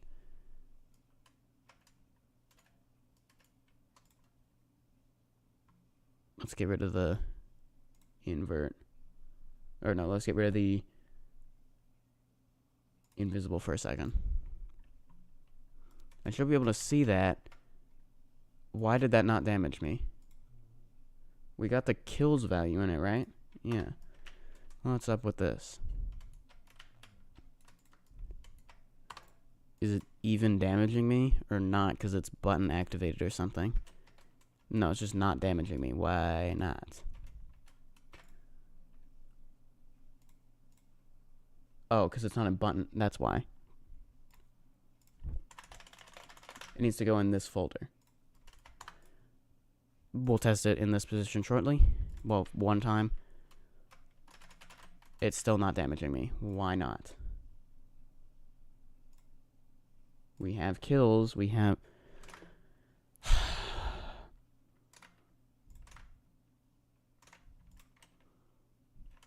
Why is this not damaging me? Am I just invincible? Are these kill bricks broken too for some reason? They shouldn't be. No, those are working perfectly fine.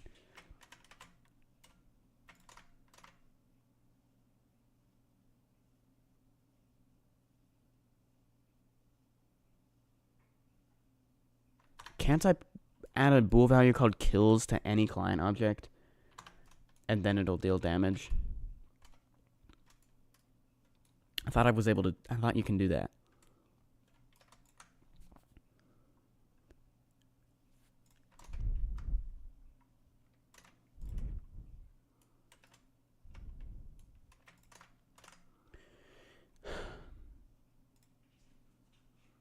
We have a button activated part. Right. Yes.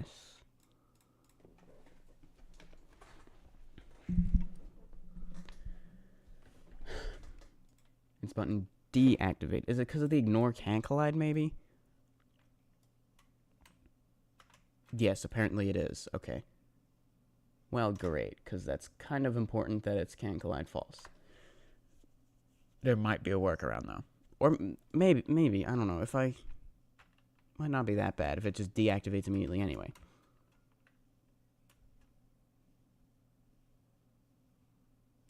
Now I deactivate it, it doesn't damage me now that it's like that.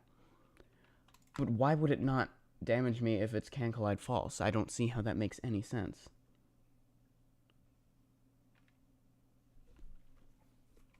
If I go to a regular kill brick and make that can collide false, I still take damage.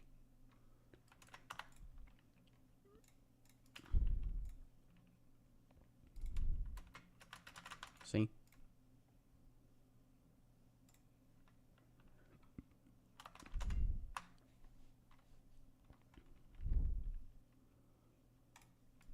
What are the names of the custom client objects? We got camera tween part, max slope angle changer, regenerate changer, and heal part.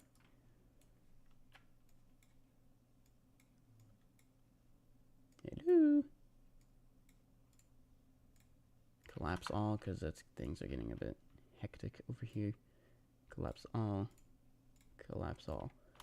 They made it so I have to do another click to do the collapse all, and that's annoying. I don't know why they did that.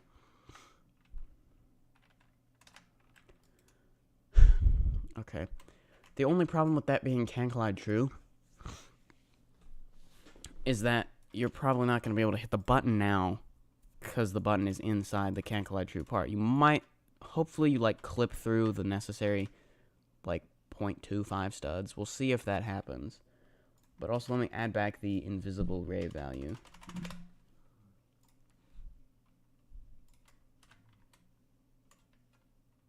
No, see, I'm not hitting the button. If I make it, instead of 1.5, what if I make it 1.05? That way it's barely larger than the button. Yeah. Okay. That worked that time. Definitely seems like the sort of thing that could break occasionally.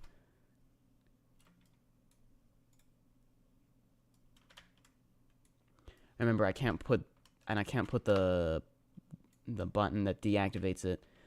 I can't put the button that deactivates it outside the kill brick because it has to be inside to ensure you hit the kill brick first, because you need to hit the kill brick first to take damage to get the slow damage thing working.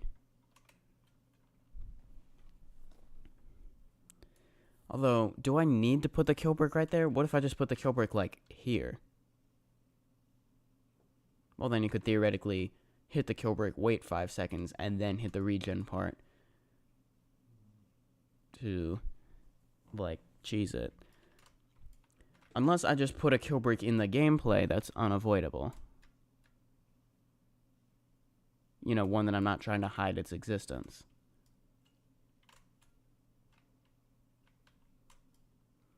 Like a kill brick kind of surrounding this opening, the trapdoor, that you have to jump on. I kind of don't like that, though, because, you know, you want to not take damage. Do not collide with players. I could try that. Instead of keeping it can collide false. Technically, what I set here doesn't matter, because it's going to be can collide true beforehand, because it's invert and button activated. Let's try it. You do this by adding a string value. Call it set collision group, I believe. Then setting the value to do not collide with players.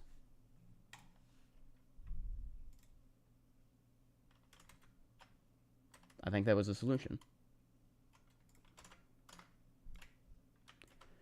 So, apparently, I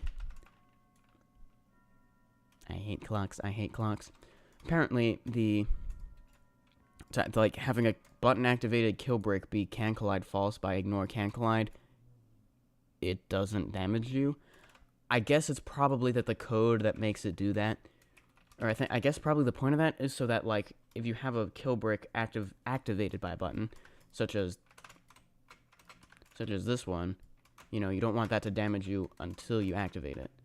So I guess probably what scans, like, a kill brick for if it's, you know, I think it's basically the code's kind of getting confused as to what that is because of how it's coded. Something along those lines, but by doing do not collide with players, that seems to be the solution. Let me just keep testing that several times. You can see I am taking damage, just to make sure it doesn't occasionally break. Use collision groups. Well, do not collide players is collision groups. And also, you're not supposed to use collision groups with this tower kit, because it, like, breaks everything. Instead, they, like, have that built-in way of doing collision groups, which is with the string value, where you name the string value, set collision group, and then you set the value to be either do not collide with players or only collide with players. I think those are the only two. Somewhere in the scripts that they include in the kit is something that makes that work. Might be one of these thousands and thousands of lines. Oh. Yeah, I was worried I'd have to, like, figure out all these camera things, in order to make, like, a cutscene effect. You know, like,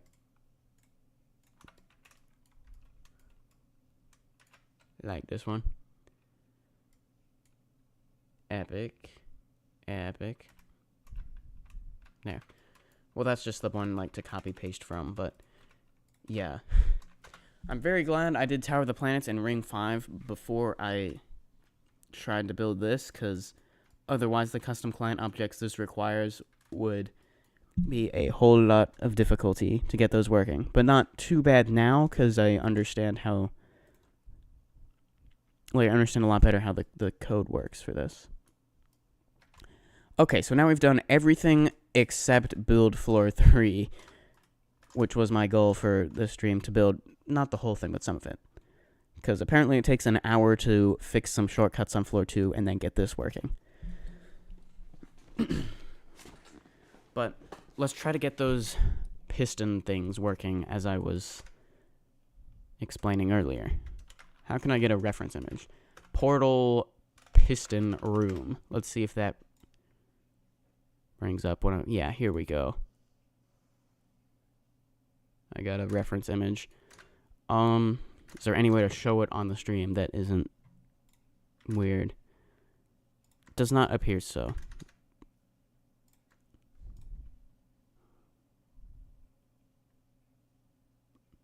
It's basically a bunch of pistons, like, coming off the walls, going to the opposite wall.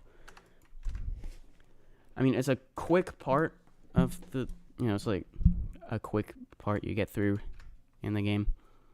So how can I extend that to be the entire floor? I guess, I mean, you don't have the portal gun. It'd be cool if I could do that in a tower, but I have no idea how I would script that. And also, people have done that before in Roblox. Could be like open source or something. There might be one of those. They made an open source portal thing. But, nah. We'll just do allusions to Portal, such as these. These are from the game Portal.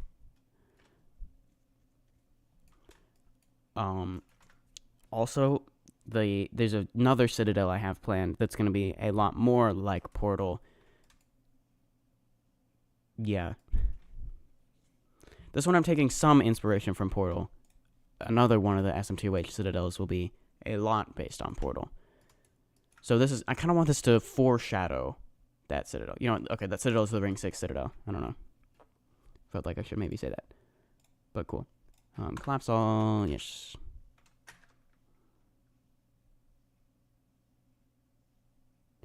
You can make, like, green checkered platforms, the heal parts, which you probably thought about, which heal you, like, 50 health. Yeah, that's why I got the heal parts. There will be a bunch of those. Wait, this one's the heal part, not the green one. I will put one right at the start. That could be nice. Let me get rid of the invisible. Let me make it be neon green. Let me make it 0 transparency. I'll make it 0.5 by 3 by 3. And actually, I don't want it to be rotated. We'll put it, like, here. Then, we're going to add a surface GUI on the top. Then we're going to add a text label, which I'm just going to copy paste from here because it has all the properties I want. You know what? Why don't I just copy paste the whole surface GUI? Delete that. Go paste into. There we go. Then, change the text to be heal part. And then rotate it accordingly. Now that thing's going to regenerate you to full. Heal amount 100. But the one over here on the palette, I want that to be 5. Yeah.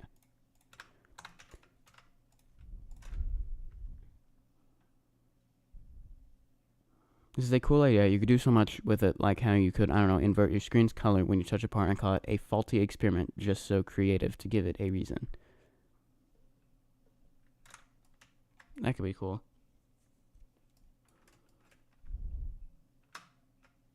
Oh, well, you're not going to be able to see anything there. Okay.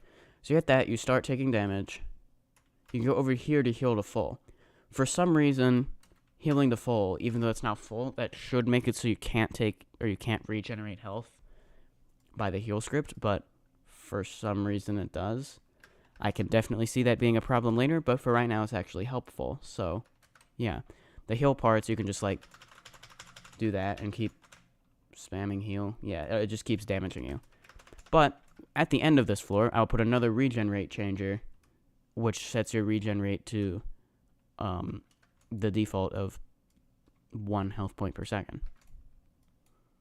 So then it'll stop damaging you and just start regenerating your health. Yeah. What is SMTOH? My EToH fan game. Shark's Mini Towers of Heck. It's about time we go back to Tower of Curve Descent. After I played it for like 10 minutes and then rage quit because I was annoyed. Let's try to build like one piston first. What's the best way to do that? Remember, we want them to move back and forth. I suppose they don't have to be in, like, sync. They could be just erratic and random. But, let's see. I could do, like, a moving part, but then it would have to, like, go through this wall, and you could see it out the back, and that would be weird. I don't want that. So, instead, I think probably the best thing to do is, like, a push box moving in a circle along a conveyor that just, like, randomly hits morpher buttons, which uses morphers to do that. The push box will be out of sight. It'll be hidden somewhere. But I think if I put it too far away, then it, like, won't load the thing. So we'll just hide it, like, in an unsuspecting box somewhere on this floor. But for the moment, it'll be out in the open. So go like that. We'll set the size to be like 15, 1, 15, like that. Might need it bigger, but we'll be fine. Take a conveyor.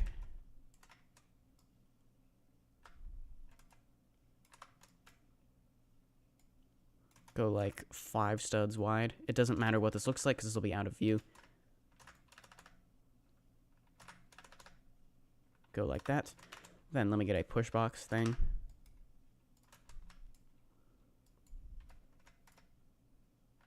I know it looks like the conveyors are going backwards. It's just the way the beam looks in studio. There. Now that's going around. I will probably make the button, or the box, be 3x3. So let's do that real quick. There we go. Then, how many pistons do I want? How big do I want them to be? Is maybe a better question. Oh, yeah. How am I gonna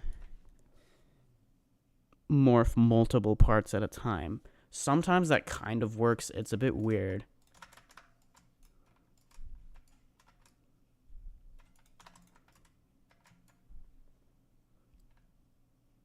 Let me just go ahead and make the new morphs be transparency 0. There. Okay, we'll do these all different colors. This is just for testing to see if this is working. So hold on. This is regular morph. New morph goes with this button. There. Okay. So pressing this morphs this into this. Pressing this morphs it into this. The question is, what if I have multiple morphs? Does that break everything? As I recall, what it does is it just morphs one of them. Yeah, that could be problematic. But what if one part has multiple morphs? Or multiple new morphs? Then we get 2, and then are both of those morphing into that?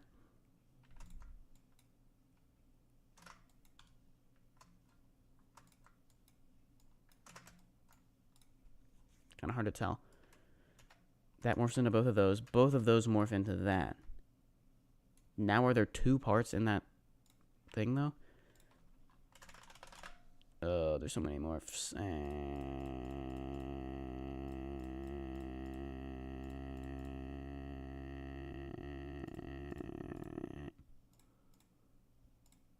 Wait, so then what happened? Are there appear to be 2 new morphs. Why is there another new morph? Well, we found this morpher.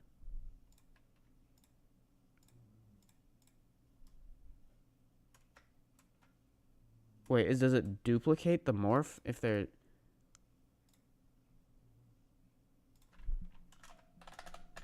I'm gonna have to find it again, dang it.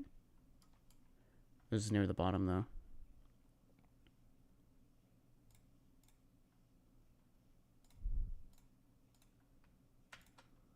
Do, like, shift select to see which one it is, I guess.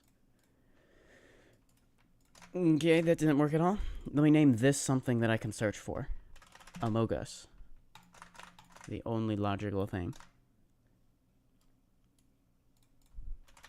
There, now I can much more easily find the morpher. There we go. Okay, now that I know it's this one, let's just see what happens.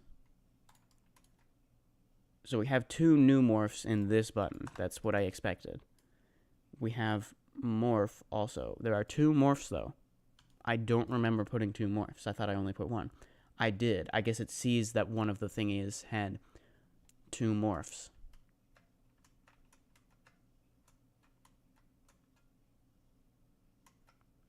Remember, that part you're seeing moving between them is the 2 morphs. Okay, so I think what I just discovered is that it will automatically duplicate this so that there's enough morphs to match however many of these there are.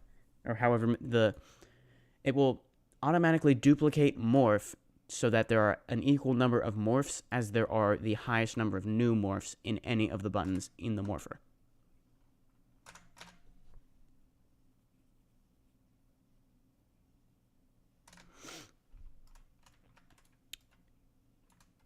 Knowing that, if I have multiple parts and I'm tweening it to multiple places, or if I have one morph tweening it to multiple places, yeah, look at that. Now we can try to apply this knowledge to the piston idea.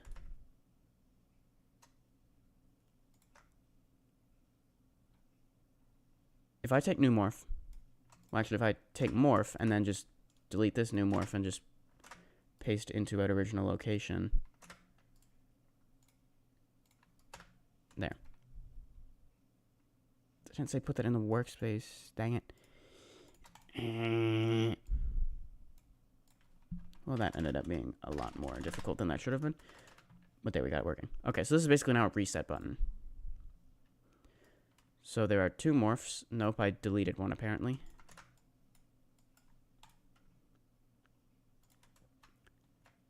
So there are 2 morphs, and then they morph between those positions. Let's suppose this position is piston in, like right up against the wall, going like 2 studs out from the wall. Then we want to morph the piston along, something like that. Did the stream crash? Oh boy.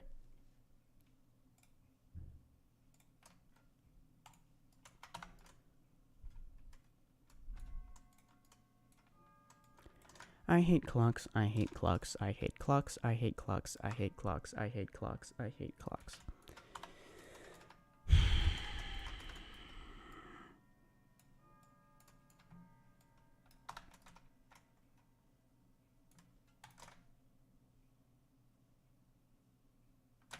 Exactly, Ballad of the Grandfather Clock.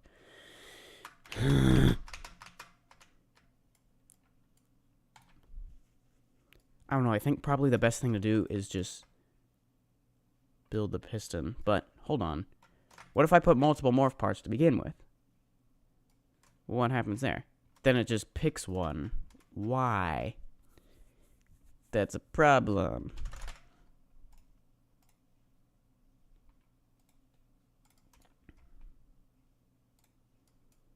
Yeah, duplicate. It, like, just picked one to duplicate off of. Why is there a morph there?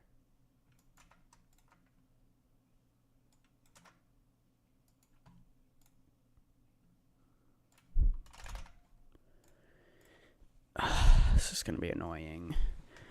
I don't know if this is going to work. The way I'm seeing how these morphers work.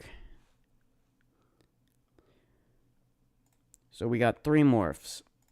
2 of the... No, what? 2 of them are right there. So it seemed to just pick one to duplicate off of. Then that's what's morphing between. Now, why is it going back to that one? Yeah, I think for that reason it's not gonna work. Because it duplicates one morpher, it just randomly selects.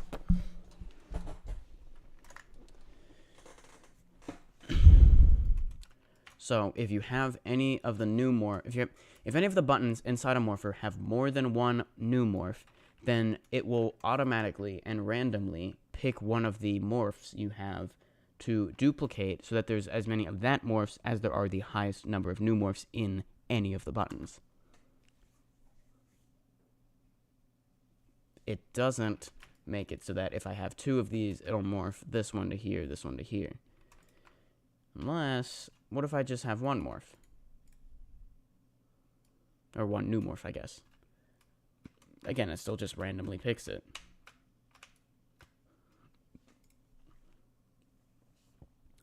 Thus, the only thing I could really do would be, like, welding parts to it, which at that point is just a moving part, and, well, not really, but we still have the same problem as if we were to make it moving parts where they can phase through the wall, which is that you could see them go out the back of here, which would just be weird. So for that reason, I think this isn't going to work.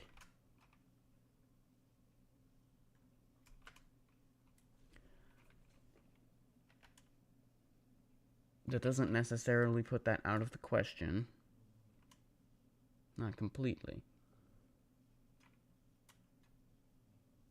Yeah, we're gonna hopefully remember that I was trying to do this and remember how I tried to go about that. Well, actually, no, none of this even matters because, like, it would just be easier to do it with moving parts now.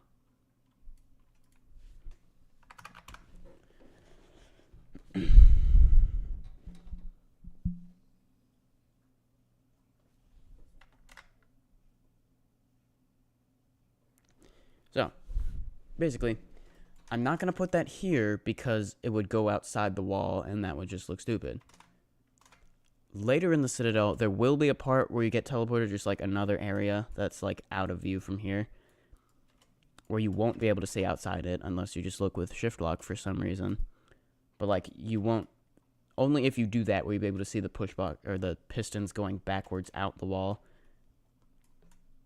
So that's not a problem there. At that point, I will do the piston thing. And, well, I guess that means we're just back to where we were 10 minutes ago. Just here. And we have spent the past hour and a half fixing, like, 3 shortcuts here and getting this to work. I think it's time we go do some some Tower of Curved Descent.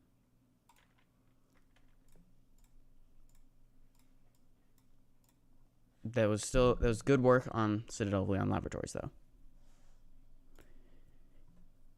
Because we have ideas. While I load into the game, I'm going to update the title, thumbnail, and description.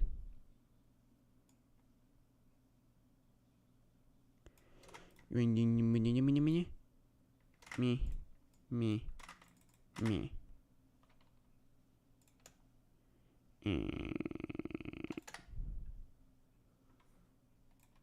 Change thumbnail.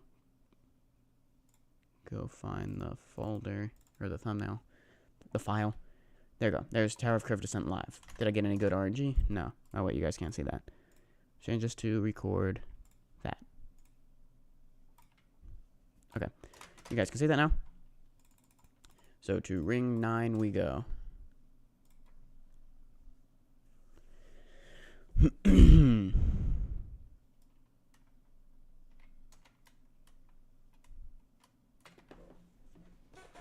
We'll let things load in. Also, my joins are on, so you guys can join me. Give me 1 second. There, okay. I'll put in the stream chat the link to my profile. Well, actually, it wouldn't join me anyway. You just have to join Ring 9, and it might put you in the server. Also, why did, like, 360 jump? That was weird. Alright. back to this stupid tower that I can't do, even though I completely should be able to.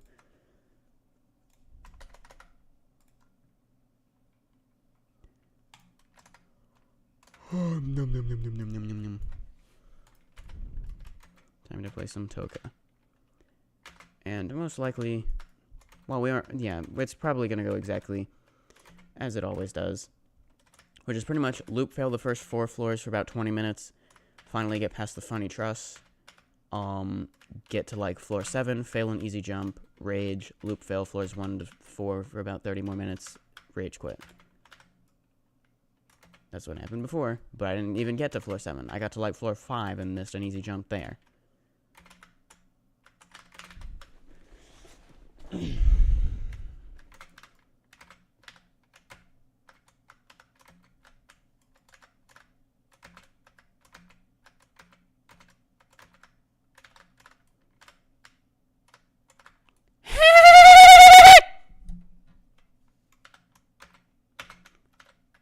Average Roblox physics, it just makes me jump way off the truss for no reason. Did you even see that? I just like moved like an extra 3 studs than I was supposed to. This is exactly how this goes every time.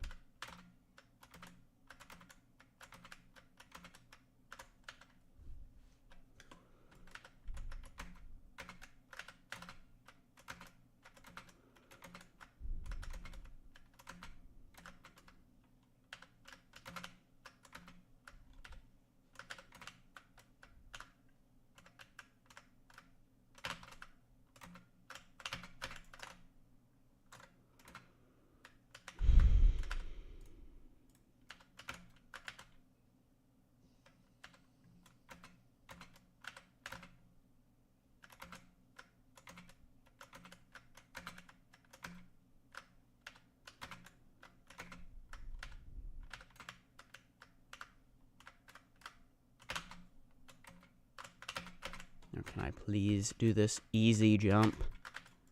Thank you.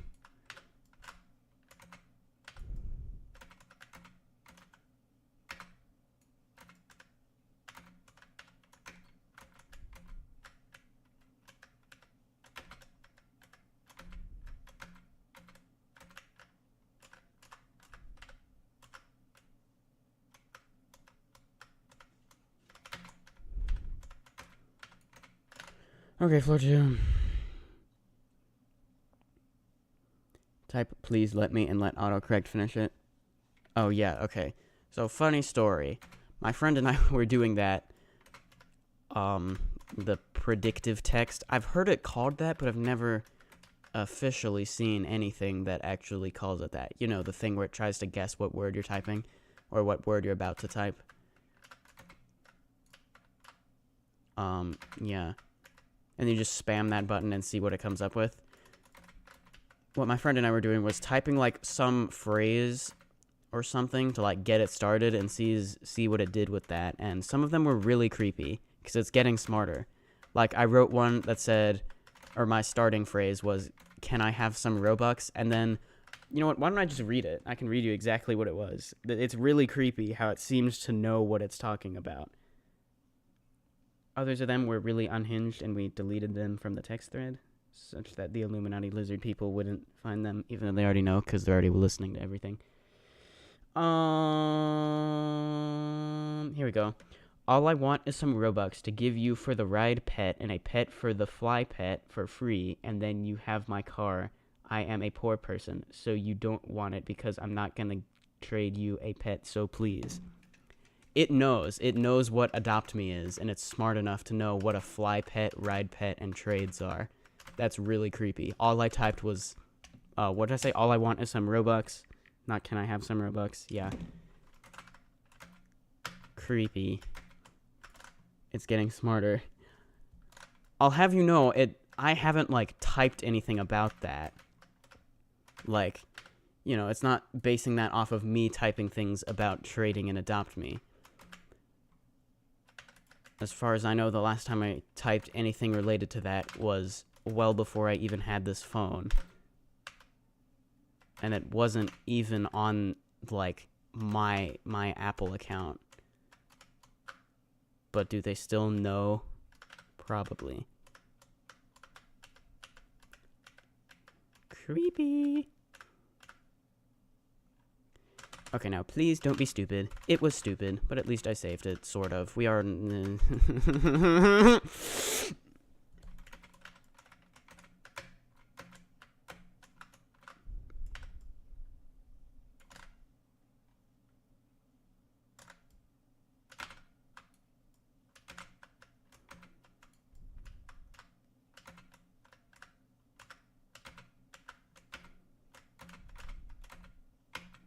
You know, is there a better method for this jump?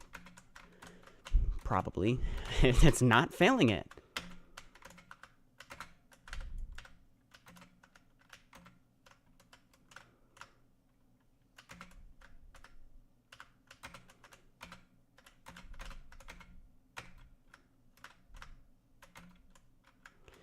Wow.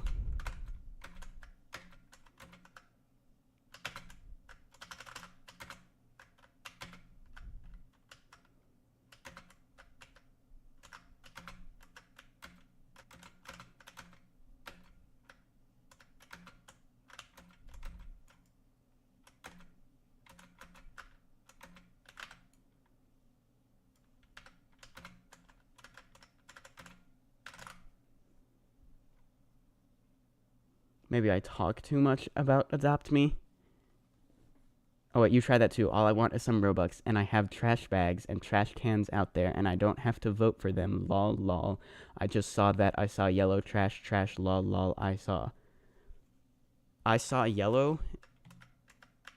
Is that referencing the hit 2020 space-themed social deduction game Among Us?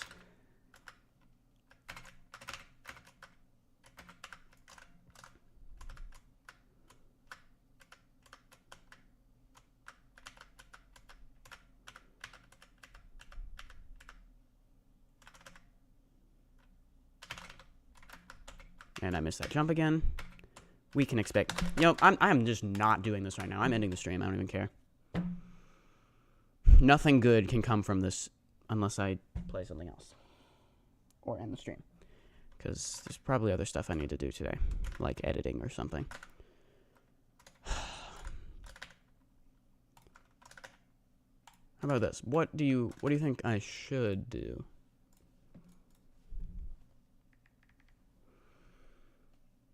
Let me check one thing.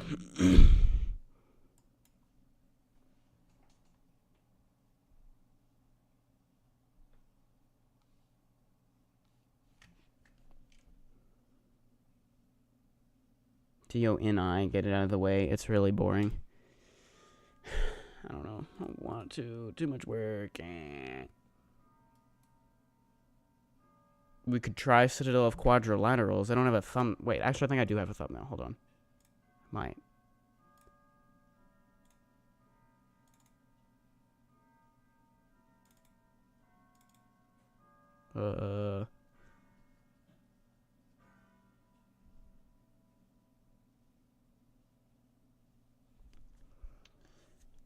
Let's see. What do I... In my... I have a thumbnail for Tower of the Planets. I have one for Tower of the Grand Finale, Tower of a Depressing Future, Obelisk of Heights and Depths, The Hunt, the classic Ring 5 building. Well, those were from last year. I thought I... Did I... What? I thought I made, like, a thumbnail or something. I could have moved... No, okay, it would appear I don't have a thumbnail for Citadel of Quadrilaterals. I could make one, but that would take, like, 5 minutes, and that would be kind of boring, and then I'd lose a lot of viewers. Not that I have many to begin with.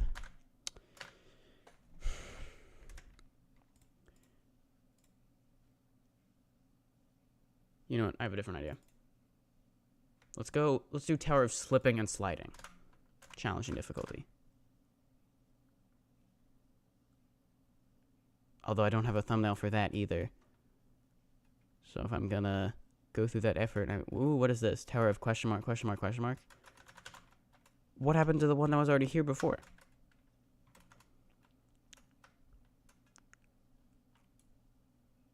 Hold on, let me... Where's the sky lobby? How do I get to that?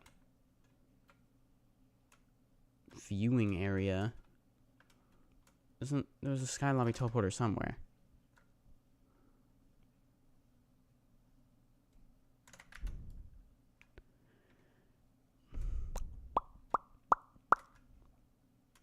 As I recall, it was like in here or something. Maybe it was in community culture and group photos. Could be wrong though. I don't know.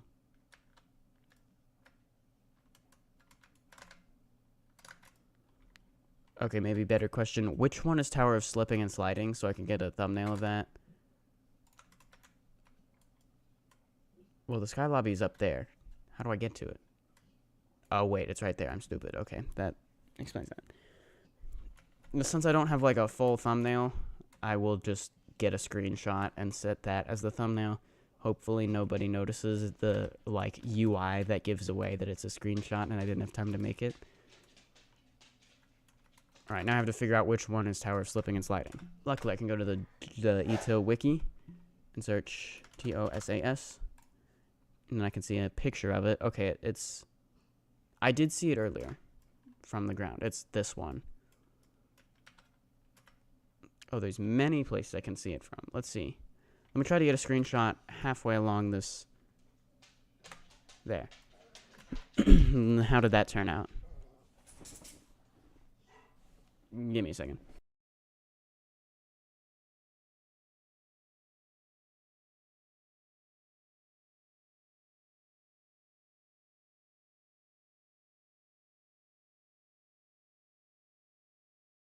Okay, I'm back.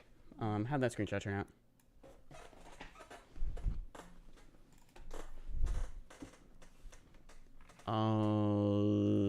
Might be worth redoing.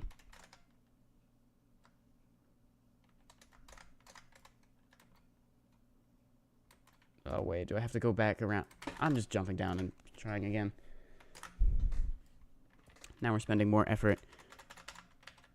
Oh, wait, this is a way faster way to get up there. Why didn't I see this before? This can't possibly be worth the effort to get a screenshot for a temporary-ish thumbnail. There, was that any better? Well, except that you can see the particles from my... You know what, whatever. I'm just going to use the first one. It's better. I don't feel like writing a good description. Let's do Epic Zone 2 Tower, question mark, will be the new description. The new title will be Playing Tower of Slipping and Sliding Live. And then the thumbnail will be that screenshot. Yes. This will be a 10 out of 10 thumbnail. Oh. Okay. Hopefully one person clicks on that. Nobody's gonna click on that. One day, can you try Citadel of Twist and Weirdness? I've done that before, in fact, and I did a video of it.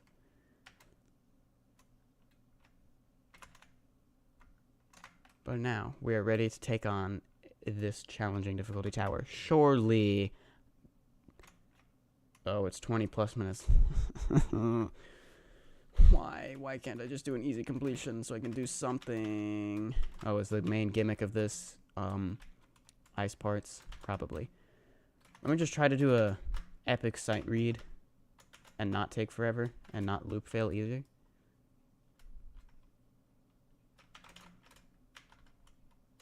I think those are a bit high hopes though.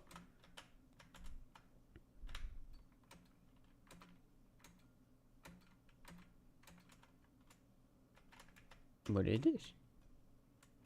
Question mark.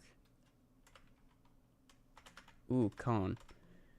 There is one on each floor. They aren't needed to complete the tower, but you may unlock something special if you do. We were in our prime when this happened. We had worshipped a totem as our god. We offered sacrifices. We prospered. Is this just gonna... Am I just gonna have to have this the whole time?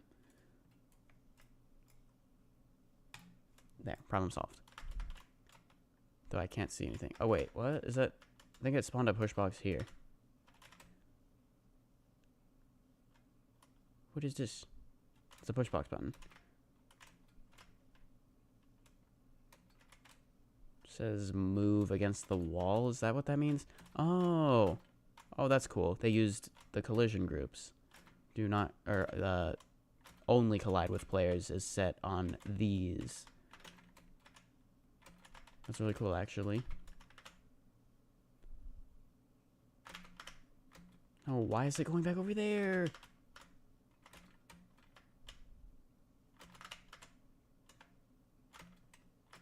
No, no, bad, bad. There's a button.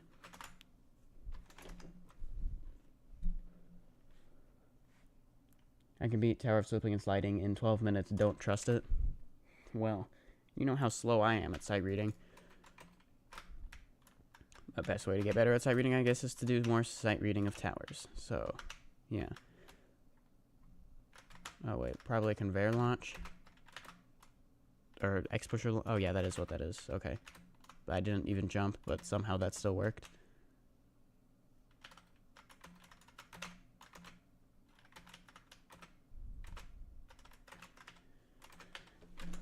Alright, a safety net. And, I'm probably gonna fail. Somewhere on, like, floor 9, and then fall back to, like, 3.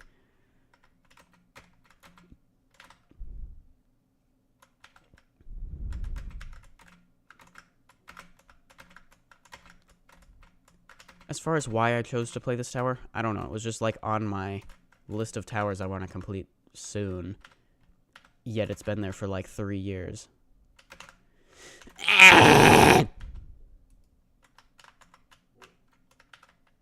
Hold on.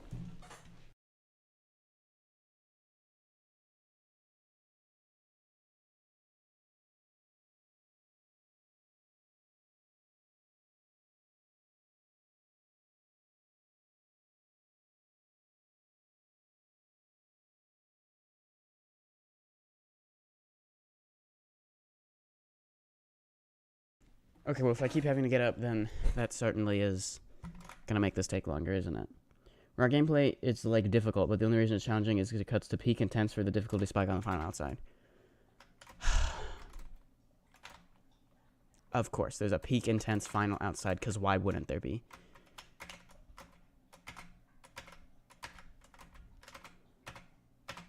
Has that improved at all, or, like, was there a certain time period where doing the final outsides where it's a huge difficulty spike was, like, so common? And is that era done now, but playing towers from that era is still very much a thing? Maybe. I almost did that wrong, but we're okay. Well, hopefully I don't fail the final outside. Also, shortcut. I didn't have to do any of that. I could just shortcut it. Tilted X-pusher, you know how those like to behave.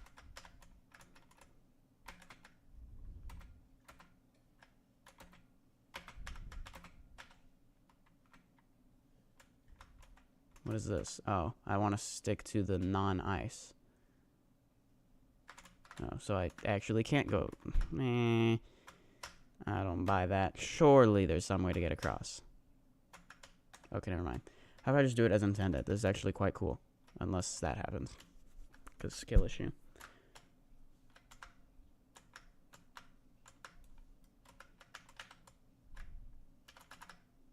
What does that do?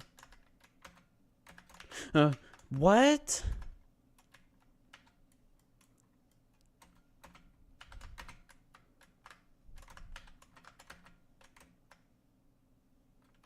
This is not going to be a fun experience. I can already tell. Today's just not the day for this, apparently. For any playing this game.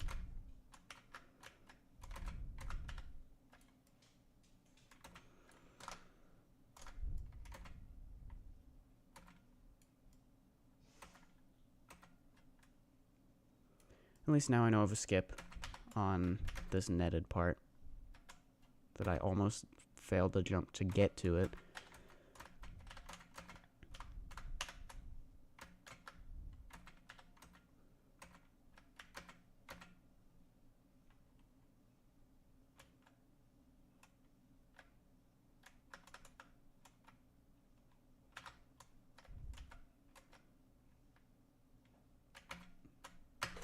Right, it's an ice platform. I'm not doing this. Good thing I missed the button.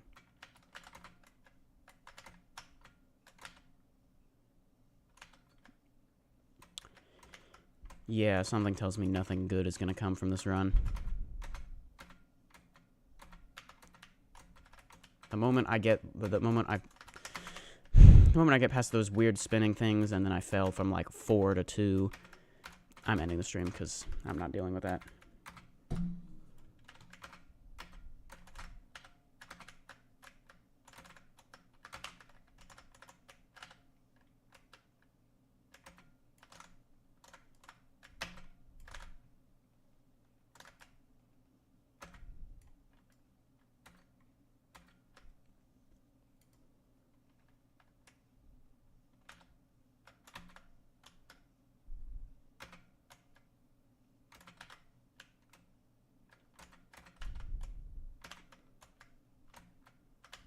I landed on the tightrope there. That was kind of cool. Even though I missed the jump, and that's why I landed on the tightrope.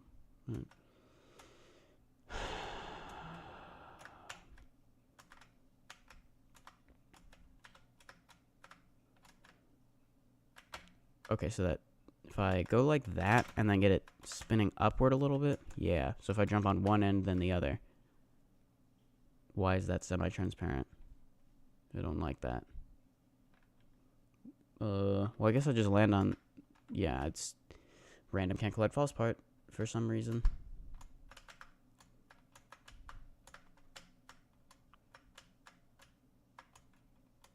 What is this? Wait, is it like... Now, why is that coming back over here? Oh, yeah, okay. Button, apparently.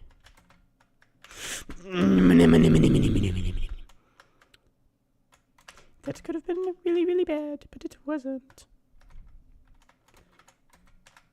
Also, why is the color so saturated? I'm getting blinded here.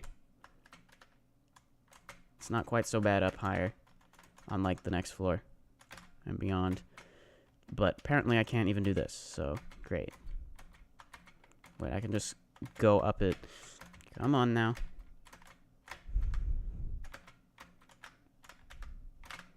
Yeah, it's gonna be way too easy to, like, not pay enough attention and then realize what's ice and what isn't.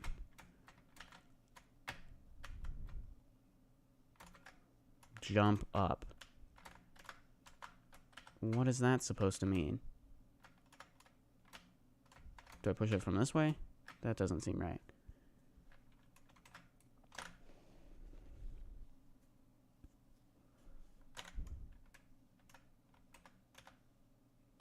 Oh, there. Oh, I need a knot.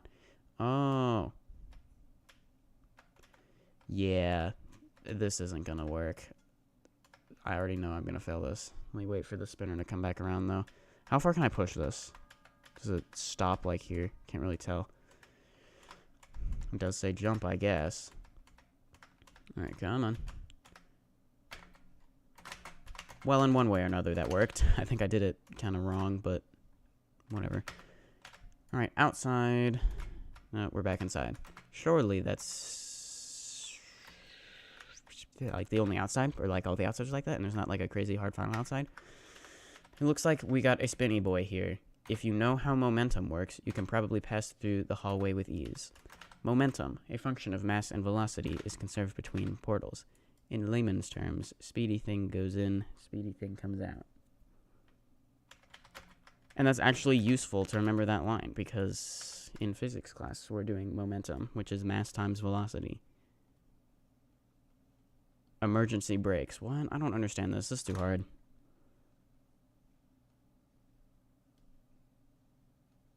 It's a momentum jump, but it's netted.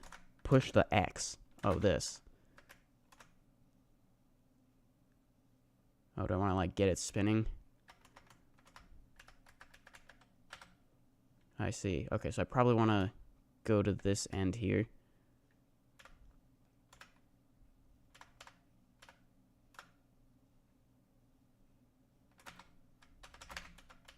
Ah, okay. Whoa. Now, where does this take me? Over here, I suppose. Okay, get rid of that. By the way, watch your head. Please don't physics me. Thank you. Okay, spinner. Oh, wait. Let's see, I got buttons. Hold on, what does that say? Please do not try to go down here from floor 5. You will get GBJ'd and become very sad. I'm already very sad, so it wouldn't make a difference. There's one button.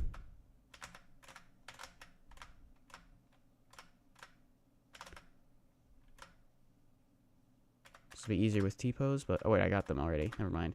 It wouldn't be easier with T-pose, because I'm not using T-pose, because I'm just cool like that. Button. Yay. Oh, it activated things over here. Now just... do that. Cool.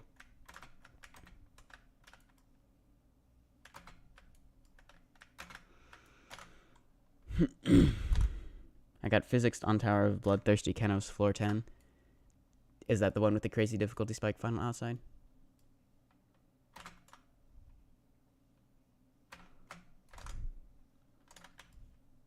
Alright, next floor. Definitely a much nicer color to look at. Remember the puzzle on floor 1? Use the same technique to figure out which trial you will need to complete.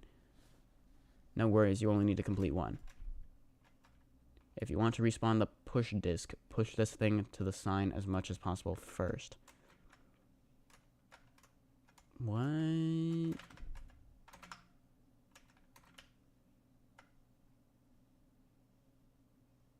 Do I want to avoid it hitting those? Oh wait, these are... Use the same technique. I don't understand.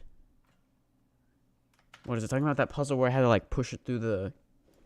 Only collide with players' walls? Do I get to pick... Yeah, it says just need to complete one. What if I just pick one? What if I just do like any?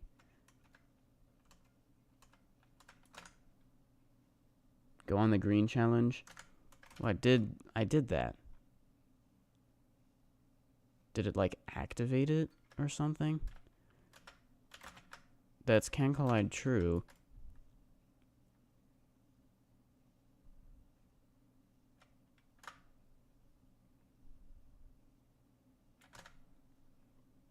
Whichever you pick, it says the other one is right. I don't understand this.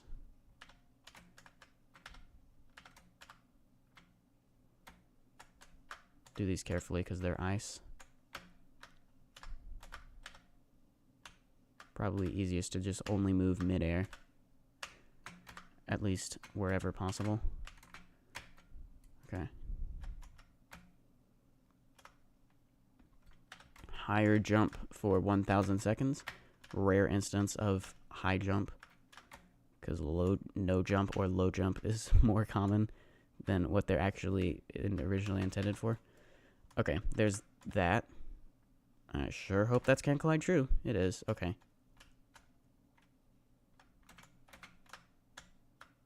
There. Okay, I did one. Now, I guess I can just go back.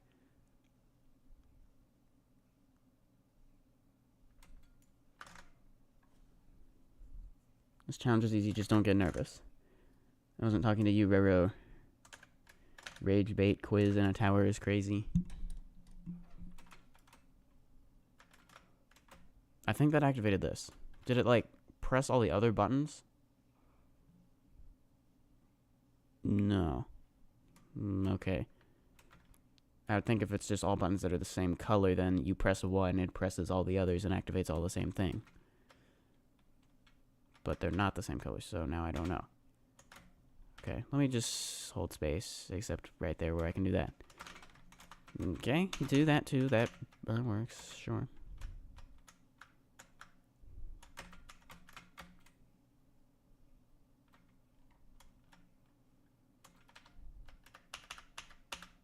Oh, no damage. Oh, never mind. I did take damage. 6 seconds to do something. I think it was climb up that ladder. Now just stick to the wall and I should be okay. Well, except right there. That doesn't quite work there.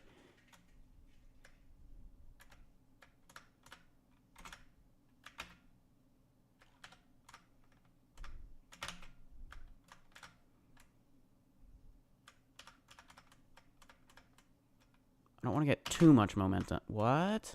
Why did that just teleport me?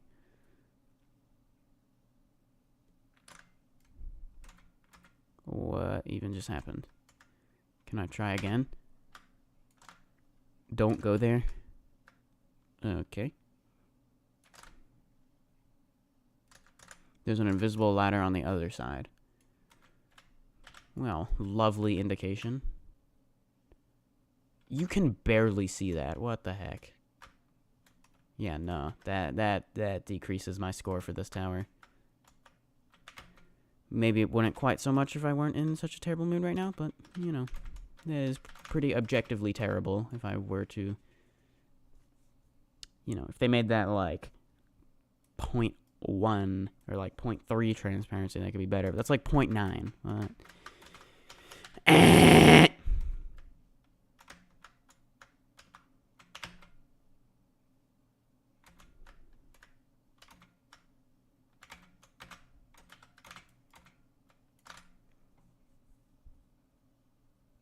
EToH SAS is famous for being awful, I think. Stand still on that spinner.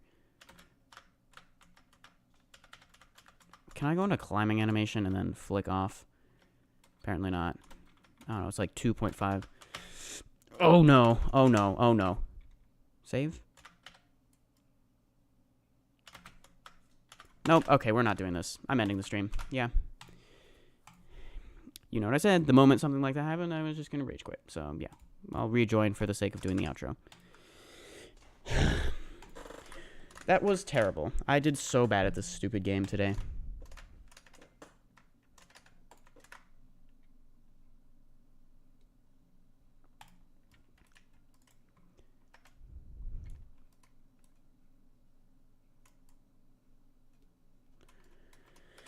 Let's see, we failed at Toka for about 30 minutes before I rage quit. Then I did some work on COLL and did barely anything. Then I failed at Toka some more, and then tried tower slipping and sliding before rage quitting at that because that tower is apparently really bad. I didn't know that. What a great stream. I hope you enjoyed anyway. Unfortunately, I don't have a video to release right after the stream today. Hopefully, sometime this coming week, I will post the Citadel of Pyramid Escapades video. That was from the day I did the Why Play Zone 10 when you could play Zone 8 stream. So it's sort of like part 2 to that video. I'm not sure yet if that video, the COPE one, is going to be 1 part or 2 parts.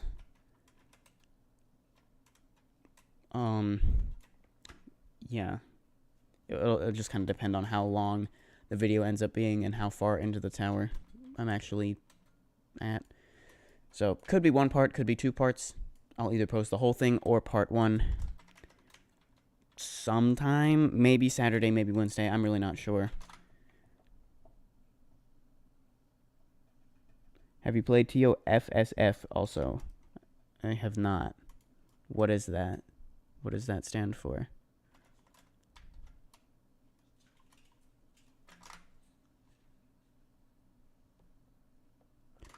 Yeah, so Tower of Forever Sleeping Flover. Yeah, I've never played that. Forever Sleeping Flower. Yeah, I've not played that. Should I do Tower of Noticeable Infuriation? Because I saw it. I think not. Yeah. Okay, so thanks again for watching the stream. I will see you in the next video or stream, which is actually going to be a stream probably because I will be streaming tomorrow. So, thanks for watching. See you later. Have a great day.